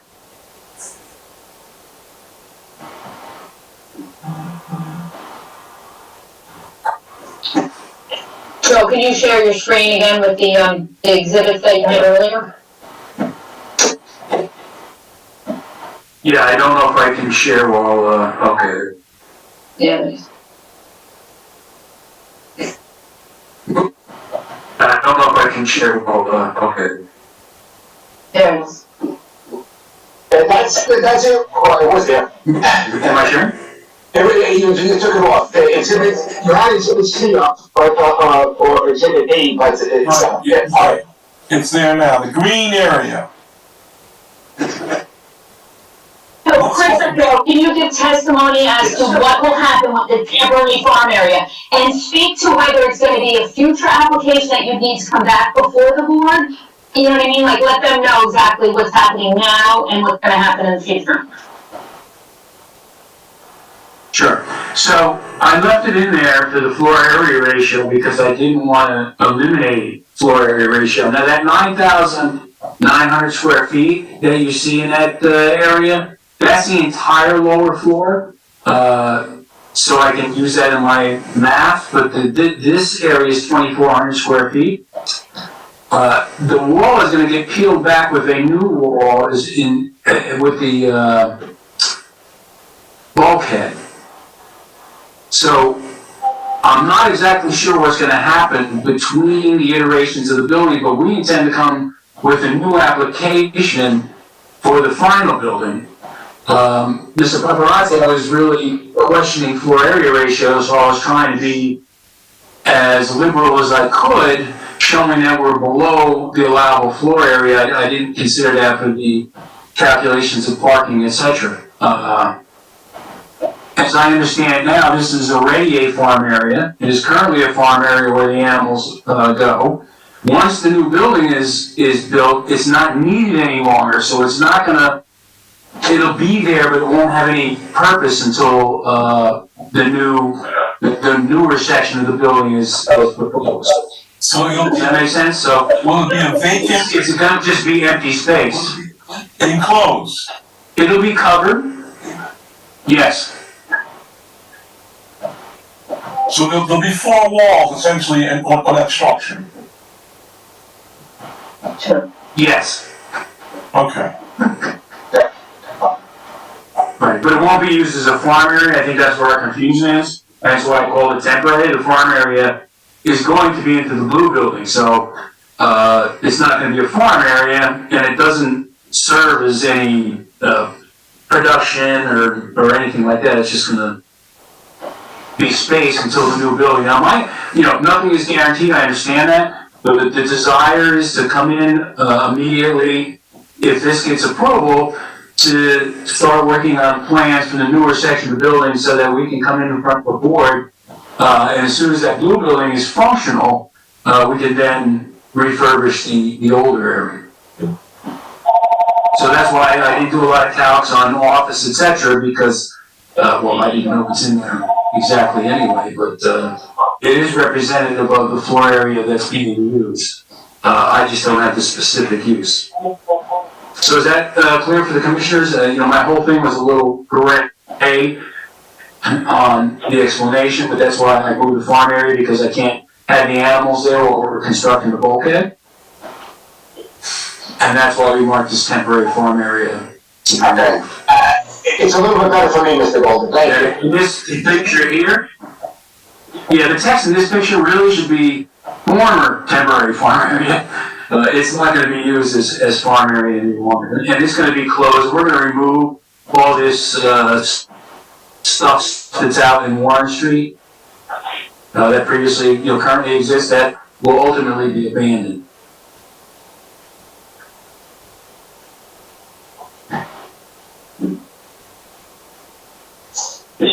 Commissioner Hodges? Yes, I have my question has been answered. Thank you. Any other commissioner?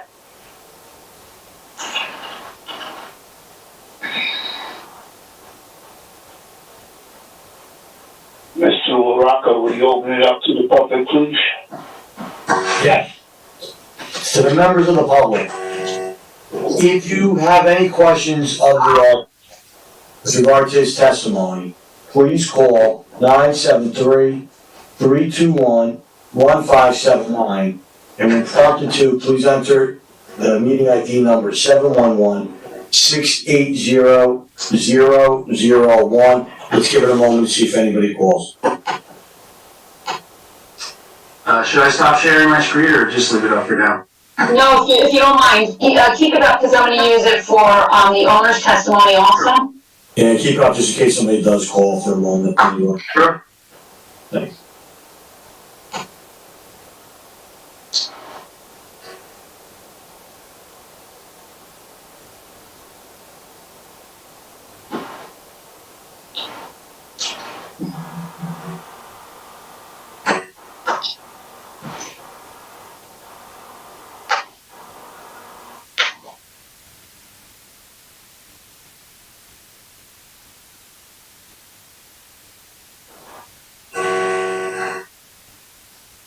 Give it another 30 seconds. Just give it another 30 seconds. We only had 30 seconds. Thank you.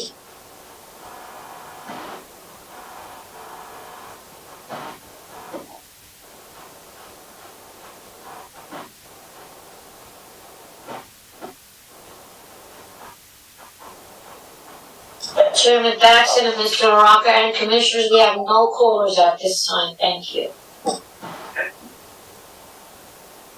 Miss Lazzara, your next witness, please. Okay, and if, Mr. Chairperson, if we just need two. Excuse me? I lost her. I didn't hear her. Now, 2 more minutes just with Mr. Gold, and I wanted to make it clear as to his testimony for the variances. Just if you'd entertain it for 2 minutes. Joe, if I'd ask if you turn your screen back on, thank you. Chairman Thaxton, Oh, sorry. Thaxton, excuse me. Can we take a few minutes to use the restroom? A little small break, please. 5 minutes. Thank you.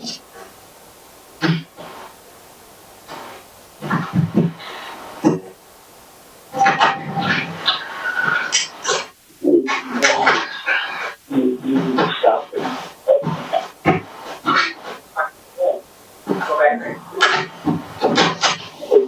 Yeah, you do. No. Fine.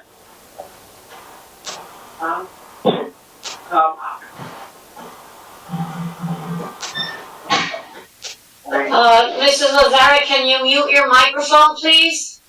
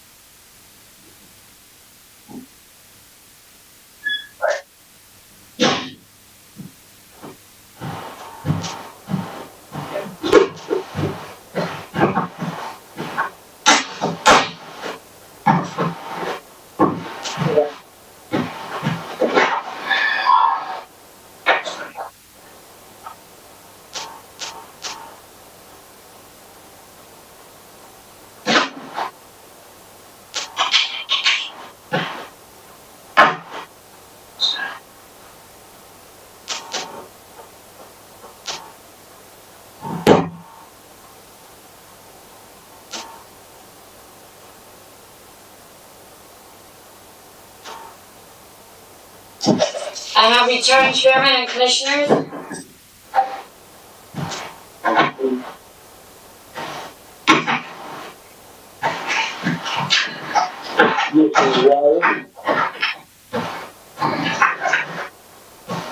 Yes, sir, I'm back on. Ms. Lazzara.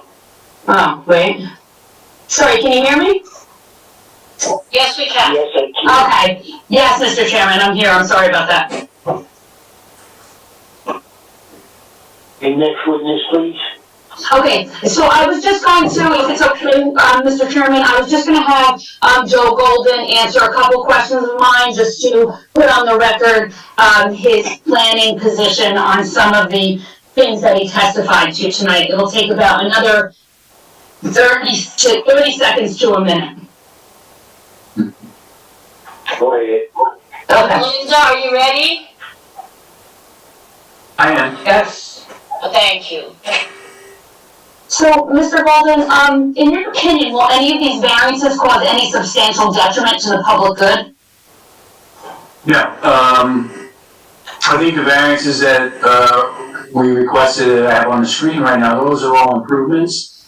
We didn't speak to the parking variance, very specifically. I did state earlier in the testimony though, having observed the operation, and my understanding is that parking has never been an issue in this area. I don't believe there's been complaints or problems with the parking, and that's mostly because E&A hires and uses mostly local people. So that their mode of transportation, there's not a lot of vehicles that do come to the site. Anytime we've ever been there really isn't gonna back up, or there's no double parking or anything like that. So I have never seen a problem existing, and I wouldn't expect one as we move ahead. And can you tell me the deviations would advance the purposes of the municipal land use law and the purposes of the zoning in general in that area? Sure. In the area parking or overall? Just overall. Okay. I spoke quickly in the beginning. I think everyone was still glossed over with this, but what we have to do with the detour or any of the variances, frankly, is that we have to show special reasons, and we have to show that there's a benefit to the general welfare of the community. So the explanation on general welfare of the community does include, and I think it's my third bullet that I've copied from the guidance documents, essentially that a commercial use or an employment driving type facility, etc., is a special reason and does promote the general welfare of the community because it keeps folks employed. The other elements of planning that we add, besides promoting the general welfare, is the aesthetic improvement, which is in itself doesn't stand alone as a proof, but it does when you integrate it with the general welfare. And we're also creating a more efficient process and a better use of the land than exists. Right now, we're using the land for the same function, but we're not using the most modern equipment. There's a significant improvement in the odor handling that I heard talked about earlier. All of these elements are going to be upgraded. Anything from an environmental perspective is going to improve. In the neighborhood, I know that the ENA owns a lot of the adjacent properties, but just in general, the neighborhood area, will it be an improvement to the whole neighborhood? Yes, there's no residential neighborhoods immediately adjacent to the property. You can see that in the picture. To the north is the PSC&G facility. The center south section there, you can see the beginning of the sign, Sunnydale Auto. So that's an auto facility, and you see they have an area, I guess, for vehicles. I'm not sure if that's part of that, but this entire area is light industrial. It's an industrial type use. There is no residential component. If I could zoom out farther, you would notice that, I forgot the name of the street, but this carries down the entire riverside of the street there for the next couple of blocks is a similar use. And then finally, based on your testimony, is it your opinion that the benefits of restoring and rehabbing, demolishing the proposed development here, that they outweigh any substantial detriments, and that the variances should be granted? Yes, absolutely. We do go and meet the positive criteria. This is an improvement, and clearly, any of the bulk variances that we're proposing do not cause a substantial detriment or impairment to the intent purpose of the zoning ordinance. It's also consistent with the pre-existing conditions of most of the buildings there, so we will not have any negative impact whatsoever on the area or on the zoning plan or ordinance. Thank you, Mr. Golden. Pleasure.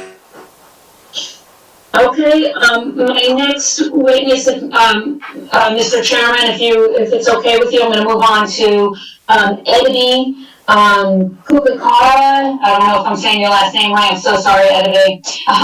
But if you could just, dip in so that I can hear your voice and make sure that you're on.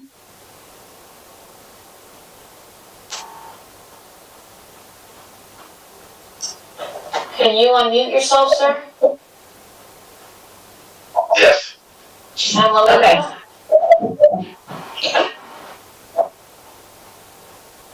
Can you please raise your right hand, sir? Do you swear or affirm the testimony you're about to give is the truth, the whole truth, and nothing but the truth?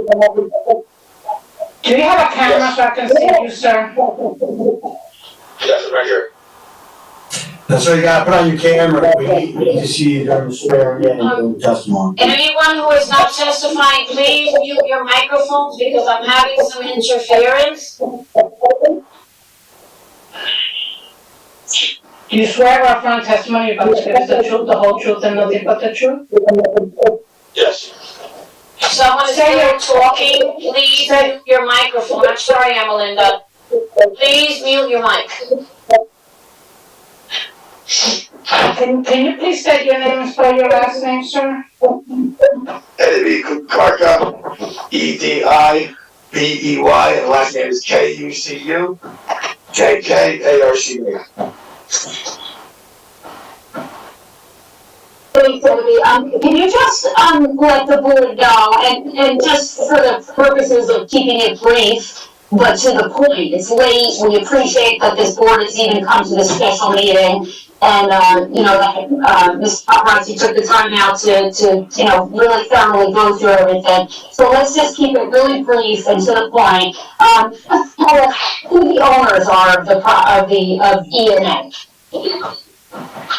There's three owners, there's three shareholders. The president is Ali Kukarka, same last name, first name spelled A-L-I. The vice president is Safet Kukarka, first name is spelled S as in Sam, A-F-F-E-T. And the secretary is Zadabi Kukarka, which is Z as in zebra, A as in apple, T as in Tom, I, B as in boy, E-Y. You are most there as the drawing person who's at the property with the employees. Yes, yes, I am. I'm the chief operating officer of the facility. I'm there from open to close every day.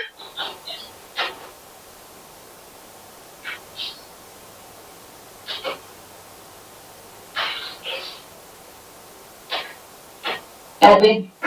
Yeah, sorry, connection's a little weak where I am. Oh, sorry. Approximately how many employees? About 22 employees. And do they drive to the site? No, most of because we have early days, most of our employees live only 5 to 10 blocks away, and I think maybe 2 employees drive. Everybody else either takes a cab or walks. So when you get to the site, is there did you find the parking? Yeah, there's plenty of parking on the street. I mean, the building's surrounded by 3 streets, and there's plenty of parking. It's never even nearly filled up.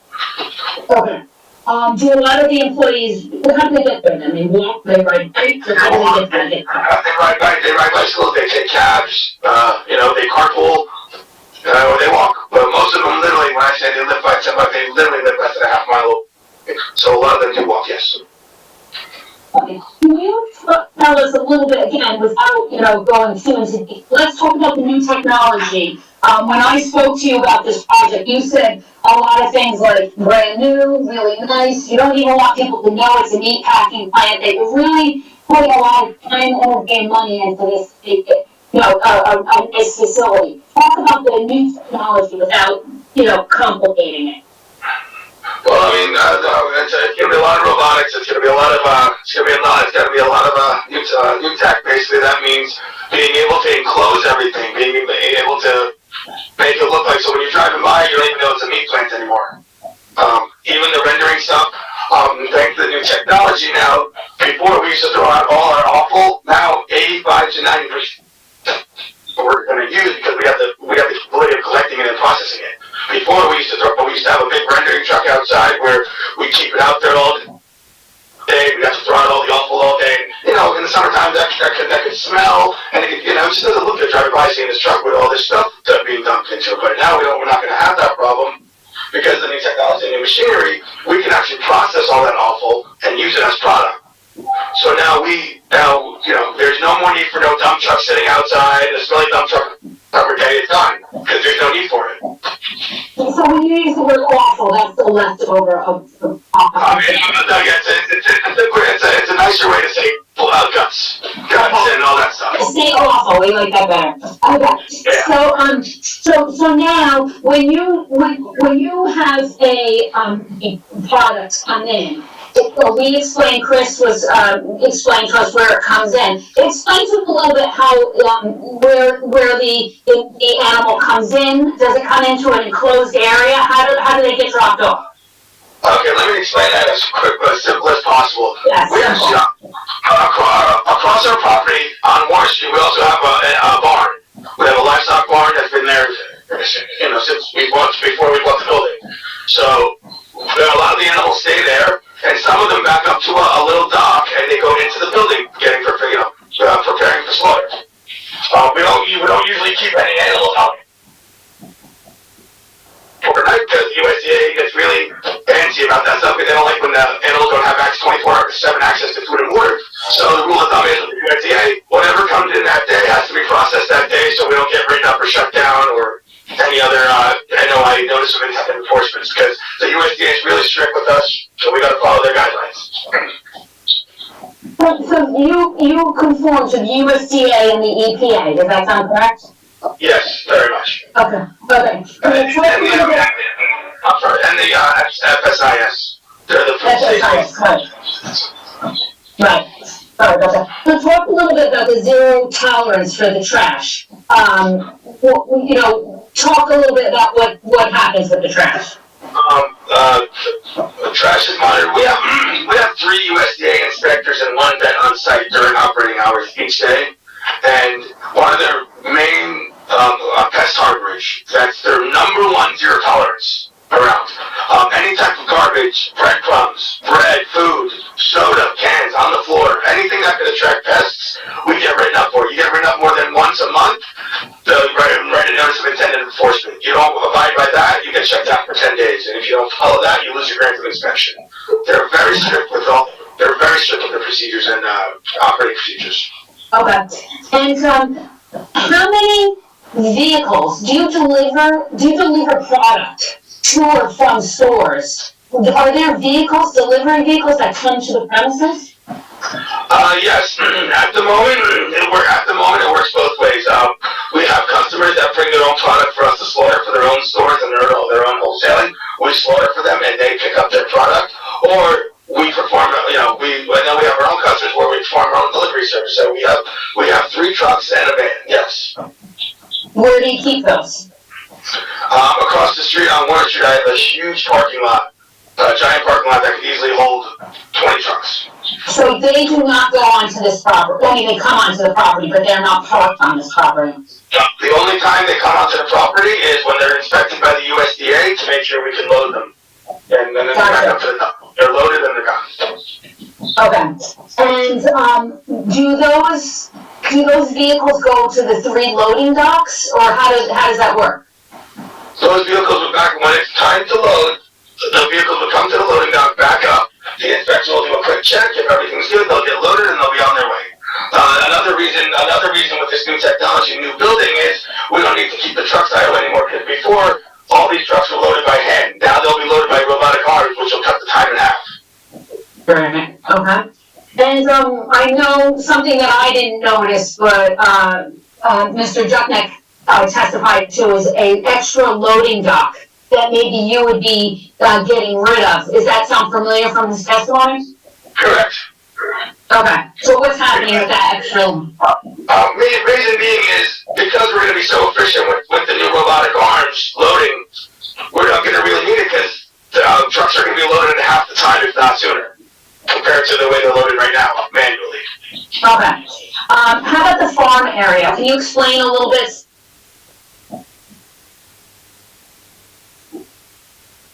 Misunderstanding that it's not exactly a farm area, it's an enclosed barn. It's literally a barn.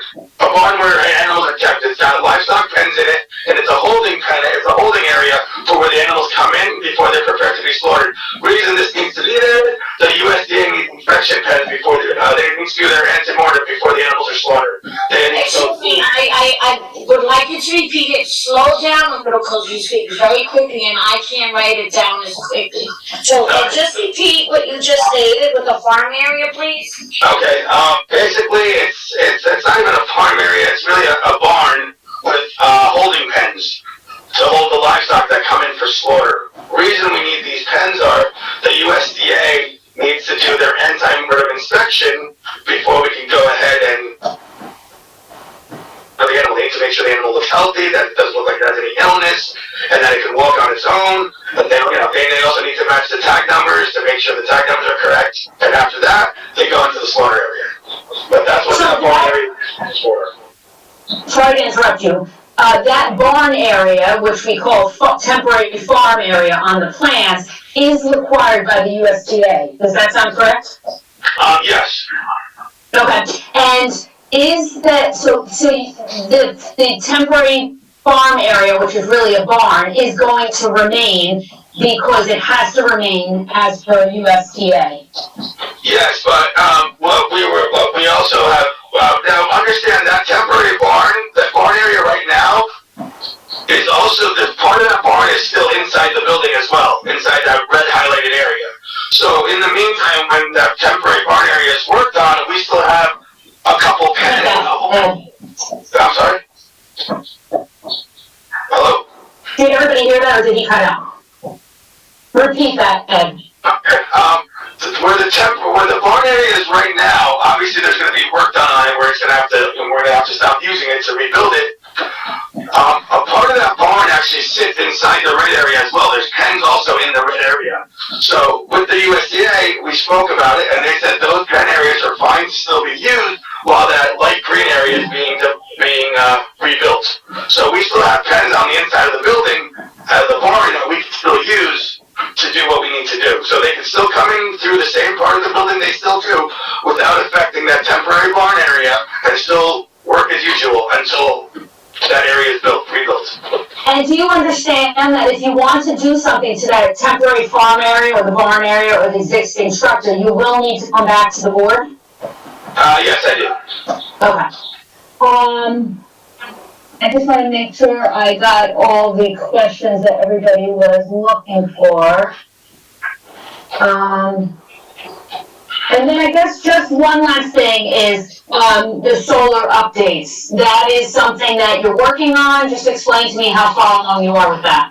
We're pretty far along. We're actually getting bids now to see who's gonna have the best system, or not so much a price point, more durability, quality. We've reached out to a couple companies in Germany. We've actually reached out to Tesla. We're getting some feedback, but it's in the long run it benefits us. I mean, it's saves the environment. It's for green energy, and if we ever go down, we never have to worry about the meat spoiling because we'll have a 48-hour backup on refrigeration from the batteries that we would have installed on the site. Okay, thank you, Eddie. Mr. Chairman, the floor is yours. Thank you, Mr. Chairman. Sir, is it all right if I call you Eddie? Let me start with that. You call me, if you want, just call me Ed, a lot easier. Okay, thank you. Ed, you have the 3 trucks and the 1 van, which are making deliveries, and now they're parked on a different site. Is that correct? They're not on the street, they're on a different site, overnight, and, when they're not loading or unloading, they're on your other parking lot, is that correct? Correct. We have a large parking lot that's on River Street, King Street, and Warren Street, surrounded by all 3 streets. It's a very large parking lot, and we keep all our extra trucks and vans, everything there, right? It would have been nice if I knew that, so I could have made an inspection to verify these things prior to us getting into everything, but that was not part of the application or part of any notes that I knew to look into. Now, let me ask you, what are your hours of operation? Let's start with the Monday to Friday. My Monday through Friday hours are from 6:45 a.m. to 3 p.m. Okay, and Saturday? Saturdays are from 7 a.m. to 12 noon. Sunday, anything? No, so no hours Sunday. We're closed on Sundays. The only time the hours fluctuate could all be during the holiday season, like a religious day. We might work till 5 o'clock. Okay, yeah, that's fine. What about retail? You do some retail. Where do customers walk in? We don't do any retail there. Our retail shop is on the other side on King Street called Global Country Meats. Okay, so this site has no retail. Like it was early. No, the new site gonna have any retail, no. Okay, no retail. A question now, when you get the animals for delivery, where do they get dropped off? Do they get dropped off on Warren Street? Yes. Okay. No, if you go at the end of Warren Street, there are unloading dock is. So the loading dock, the truck backs up to it, and the animals unload right into the barn. And they'll either go to the left barn, which is across the street on Warren Street, or to the barn right into the building. Okay, when the animals come, they go onto the loading dock on Warren Street. That's what you're saying, right? Correct. They back right into the building onto the loading dock. So there's nothing outside. Everything's back to the back of the trailers. Backs up to the building, to the loading dock, and the animals go either into the one barn or the other barn. Okay. Now, Ed, that loading dock is in Warren Street. Okay. Now, when it's demolished and the new building is there, you're not going to have that loading dock. You cannot build on the city property. So you're not going to have that accessibility. So now tell me how that's going to happen after the new building, let's say, gets approved, is there. Could you repeat the question, sir, please? Okay, and I want to make it also known to your attorney when you accept the animals, right now you're accepting them in a loading dock that's in the city on city property. Now, when that building is removed, you can't put that loading dock back onto city property. So you need to have a loading area so you don't unload them on Water Street. Now, I'm going to make a suggestion, and let me finish.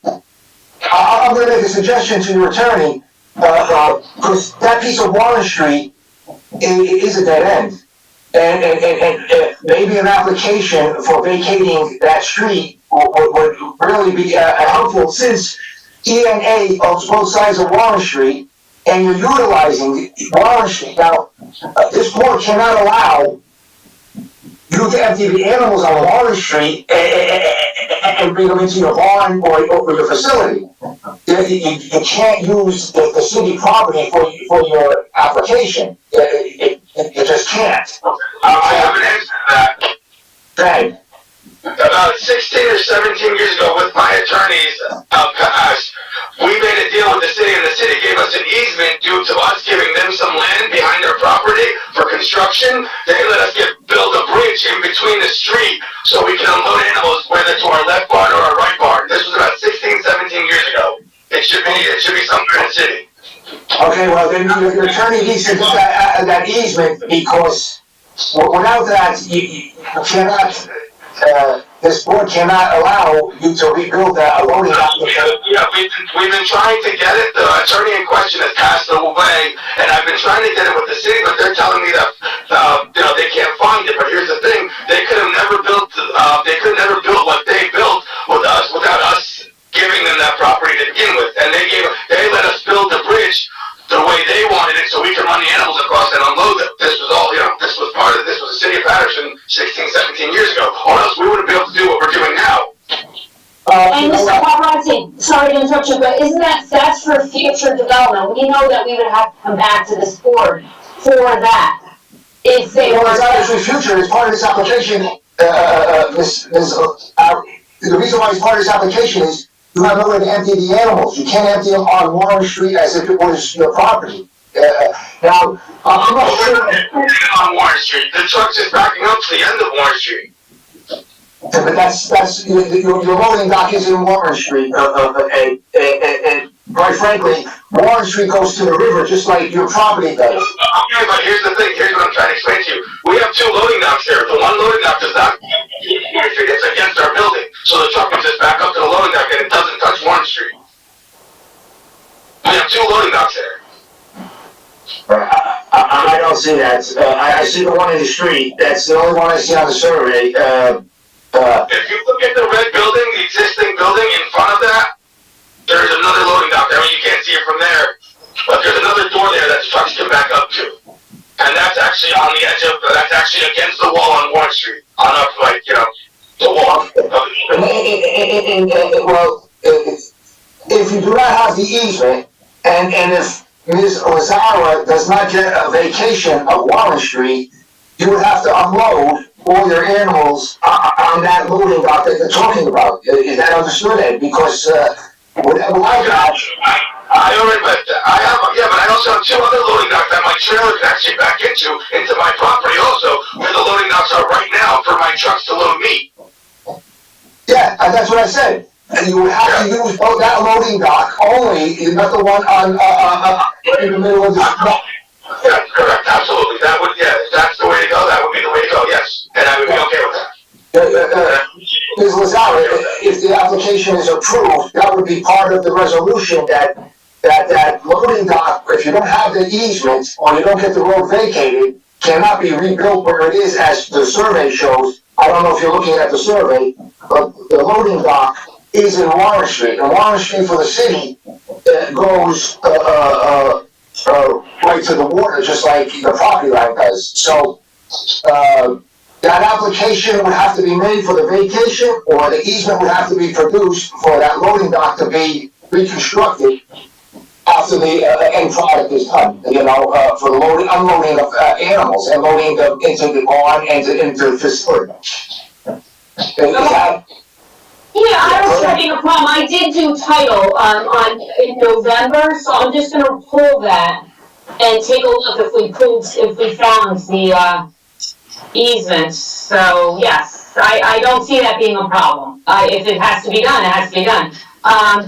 Yeah, I see it here. Ed, was it done in March 2006? That sounds better. So I found it. Easement and right of way between E&A, the grantor, and City of Paterson. So I do think I have a copy of it. I'm going to take a look a little bit deeper while you're asking your additional questions to Ed. Okay, yeah, but that would need to be provided to Maggie at the zoning office to accompany the application. Otherwise, if it's clear enough that it says that can be reconstructed where it is, then that will be the case. But otherwise, you can't do that without vacating Warren Street, and then Ed would have to use the loading dock that's recessed on the pink building for unloading his animals. Okay. And that would be part of the resolution if the application is approved, okay? That would be a condition. I can also make sure that you get this information, as I do have access in our office, Mr. Paparazzi, so it is up to you. So yeah, I would like to see it. I want to make sure that it is current and it runs with the property. Because if there's also, if it's a time limit, easement, then you would still have a problem. So it has to be, run with the property and, Yeah, I'm looking at it. It's a continuous and perpetual right-of-way easement through, under, and across the property. Obviously I have to look. If you don't mind sending that to me, I will also check in my office as well, because I do have the original documents. And I will make sure that the attorney as well as the planner get access to that easement. Thank you very much. okay. And also, that would also be need, to be shown on Mr. Golden's plan, because, I think it was shown on there, because I sent them the title, and they amended I remember them saying, oh, I have to amend this. And I apologize, I don't have his plans up right now, I have paperwork all over, but I'll find this. all right, but I didn't see it, but, make sure that these companies that, and if so, Mr. Golden would have to show that on his plan as well. Okay. Okay, let me see, I think that's, Mr. Chairman, I think that covers everything with the applicant, okay? All right. Any commissioners have questions?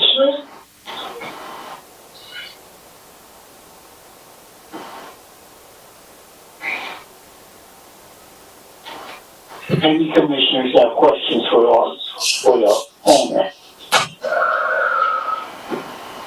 Should I open it to the public? Yeah, you can. Thank you. If any members of the public have questions of the applicant, please call 973-321-1579 and enter a meeting ID number 711-680-001. Just give it a few moments.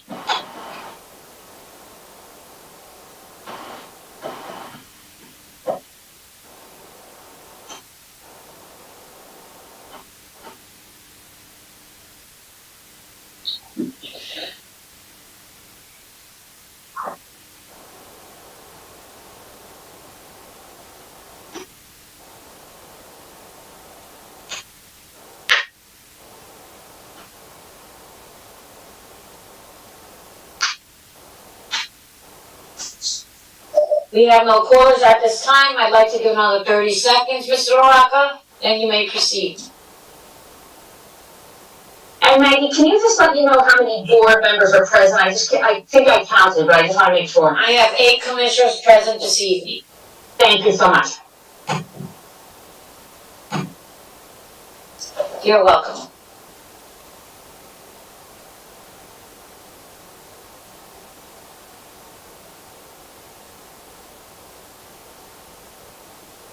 There are no callers at this time.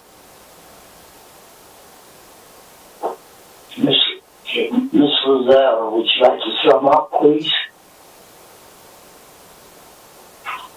Yes, sir. So, today ENA is coming before you for, some, D variances, a site plan application. And, they are in a neighborhood that really can use, some improvements. They are looking to, improve the meat packing plant that currently exists. They currently do not have any problems with parking. And they are committed to Paterson and improving this neighborhood. We respectfully ask the commissioners to consider all the testimony that was given tonight and respectfully request that you consider approving this application. Thank you. Gary?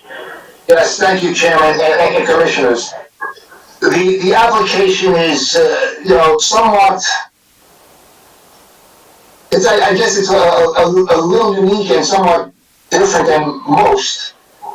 The positive criteria here, which will take away those buildings on the north end of the property, which are several buildings, or ramps or roof-covered access ways. and aesthetically put in an efficient, modern building, which will obviously help the operation here at the site.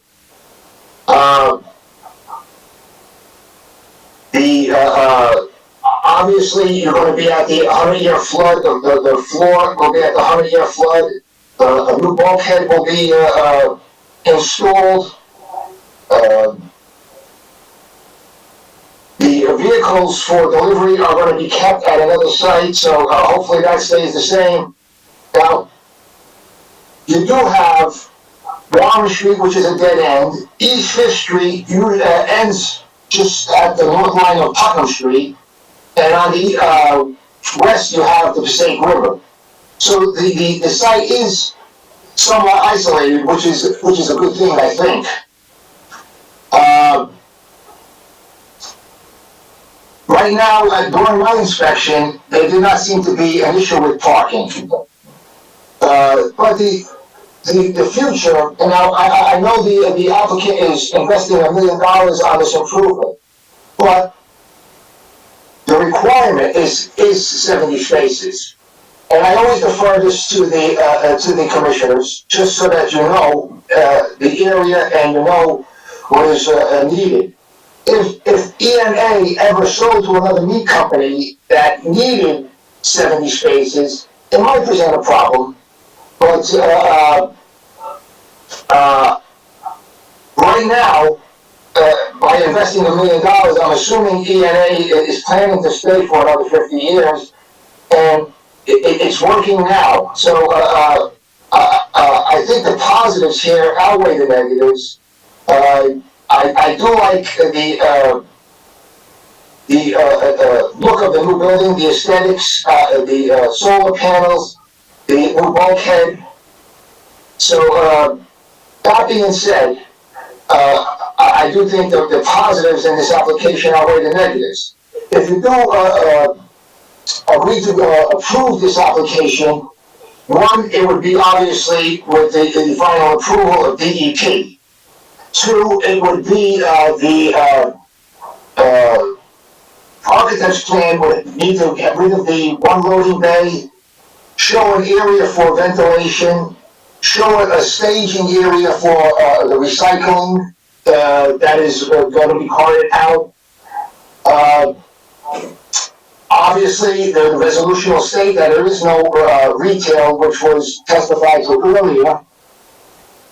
The site plan will need to show, or the survey will need to show that easement area in detail, and if that loading dock is going to be reconstructed at the end, it obviously has to be in the confines of the easement area if it is a meets and bounds description.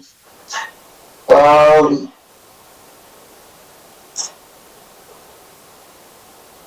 me see if we have everything else.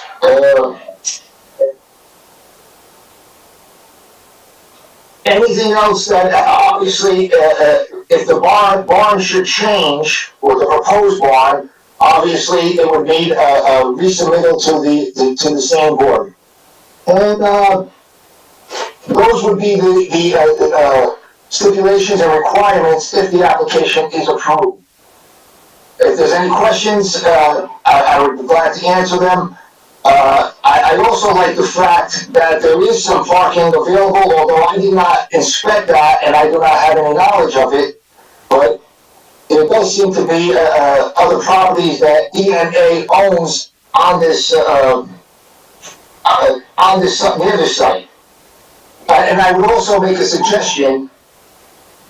Instead of that easement area, since ENA owns both sides of Warren Street, maybe an application to the mayor and council for a vacating of that from East 5th Street to the river, because ENA would own both sides of Warren Street, and it would help with their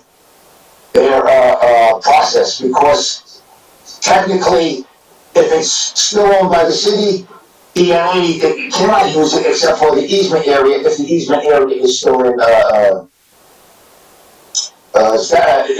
effect. So again, I think the overall picture, the positives outweigh the negatives, and I think aesthetically and efficiently, the site will run better. If there's any questions, I'm glad to answer. Thank you, Chairman. Before we have a motion, Madam Secretary, when you call the roll for the vote, do not call Commissioner Levine.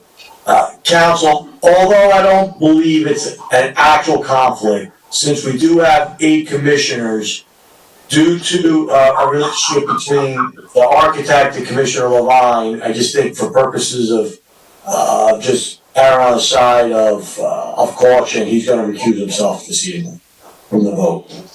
Yes, sir, thank you. Still have 7. Thank you. Duly noted. Chairman Thaxton? At this time, can we have a motion, please? I have a question before you go through the motion. This is Commissioner Watkins. Go ahead, Commissioner. So is the owner still there? Yes, I am. How you doing today? Mr. Lazzara. Could you explain to the board how long this project will take? I can't give an exact time just because of the whole COVID situation and the weather in the winter. If all goes well, the building itself and the entire project could be done within the year. Also with all the upgrades you're implementing and how you're gonna upgrade everything, how does that affect the smell and all the issues that are going on now prior to your upgrades? I think I had stated it before. Basically, right now, the reason that smell is there is because we throw out 99% of our offal, which is the guts and the smelly parts. And with the new equipment and the new facility, we're going to be able to process those and harvest those where they're not garbage anymore. They're going to be processed and utilized for medical equipment, stitches, and casing for sausage and, things like that. So we won't have any of that garbage that we throw outside that smells anymore in that rendering truck because it'll all be utilized now and processed. So when you throw it out in the truck, how long does it sit there? Do they move it the same day when you put it in the truck? Yes, right now we work with a company called Darling Ingredients out of Newark. They're a rendering truck company, and they bring us 4 trucks a day, and we keep it moving just for that reason. Because back in the day, when it used to be 1 truck a day and it would sit there, the smell would start to come from it. But now that we have 4 trucks circulating throughout the day, we don't really have that issue. So right now you're saying you have 4 trucks a day taking the garbage out? Correct. They'll drop 1 truck off, they'll leave it there for about 2 to 3 hours, and they'll come back with a clean truck and switch it, and back and forth 4 times a day, depending on how busy we are. Okay. Thank you for your answers.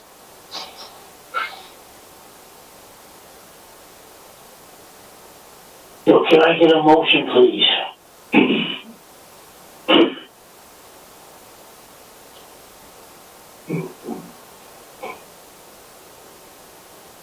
Good evening, Mr. Chairman. This is Commissioner Furman. Go ahead, Commissioner. I'll take the first motion. Would you like me to read that into the record, Commissioner Furman? Your motion is to approve or deny? Can I make a comment before my motion? Absolutely. I would like to go with the positive of this application. Therefore, my vote is yes for approval. So I will read your motion into the record, sir? May I do so? Commissioner Furman, Gary Paparosi, would your motion be with the stipulations that I mentioned, as far as changing the plans to what was testified to? That is correct. Yes. Thank you. Okay, thank you. So this motion is to approve this application, so Commissioner Furman makes the motion that the application of ENA Meatpacking Corporation, 230 concerning the premises at 230, 238, and 238-250 East Fifth Street, Lot 3001, lots 1 and 2. To demolish a large portion of the existing building and then construct a two-story, 18,500 square foot addition to an existing slaughterhouse. The site backs the Passaic River. The applicant is providing no parking, use D variances, bulk site plan, Passaic County Planning Board review in an I-1 light industrial district with all the amendments or conditions to the proposal as stated by Gary Paparazzi and approved by the commissioners, be granted and subject to the review and approval, if applicable, of the following but not limited to City Engineer, Passaic County Planning Board, Passaic County Engineer, HEP, Soil Conservation District, and Building Codes of the State of New Jersey. He so moves. Is there a second motion?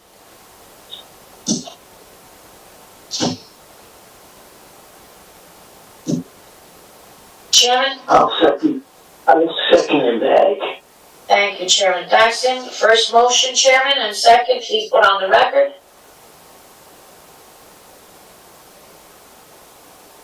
Chairman Dyson? First motion, Furman, second motion, yourself. Chairman Dyson, Commissioners, I will call your name and please call out your vote. Commissioner Furman? My vote is yes. Thank you. Commissioner Hodges? Yes. Thank you. Commissioner Minaldo? Yes. Yes, Maggie. Thank you. Commissioner Roheen? Yes, Maggie. Thank you. Commissioner Watkins? Yes.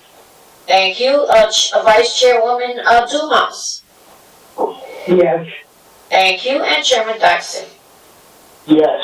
Please be advised that the application of ENA Meatpacking Corporation has been granted. Congratulations. Thank you all. Thank you for taking the time out tonight. You're welcome. Commissioners and staff, please do not go anywhere. I just wanted to go over and approve some minutes. Thanks, Maggie, for all your time. You're welcome. All right. Mrs. Lazzara. And good luck to everyone. So far here, I am going to have the commissioners very briefly. We're going to have some minutes, Chairman Daxton. Is that okay? Go ahead.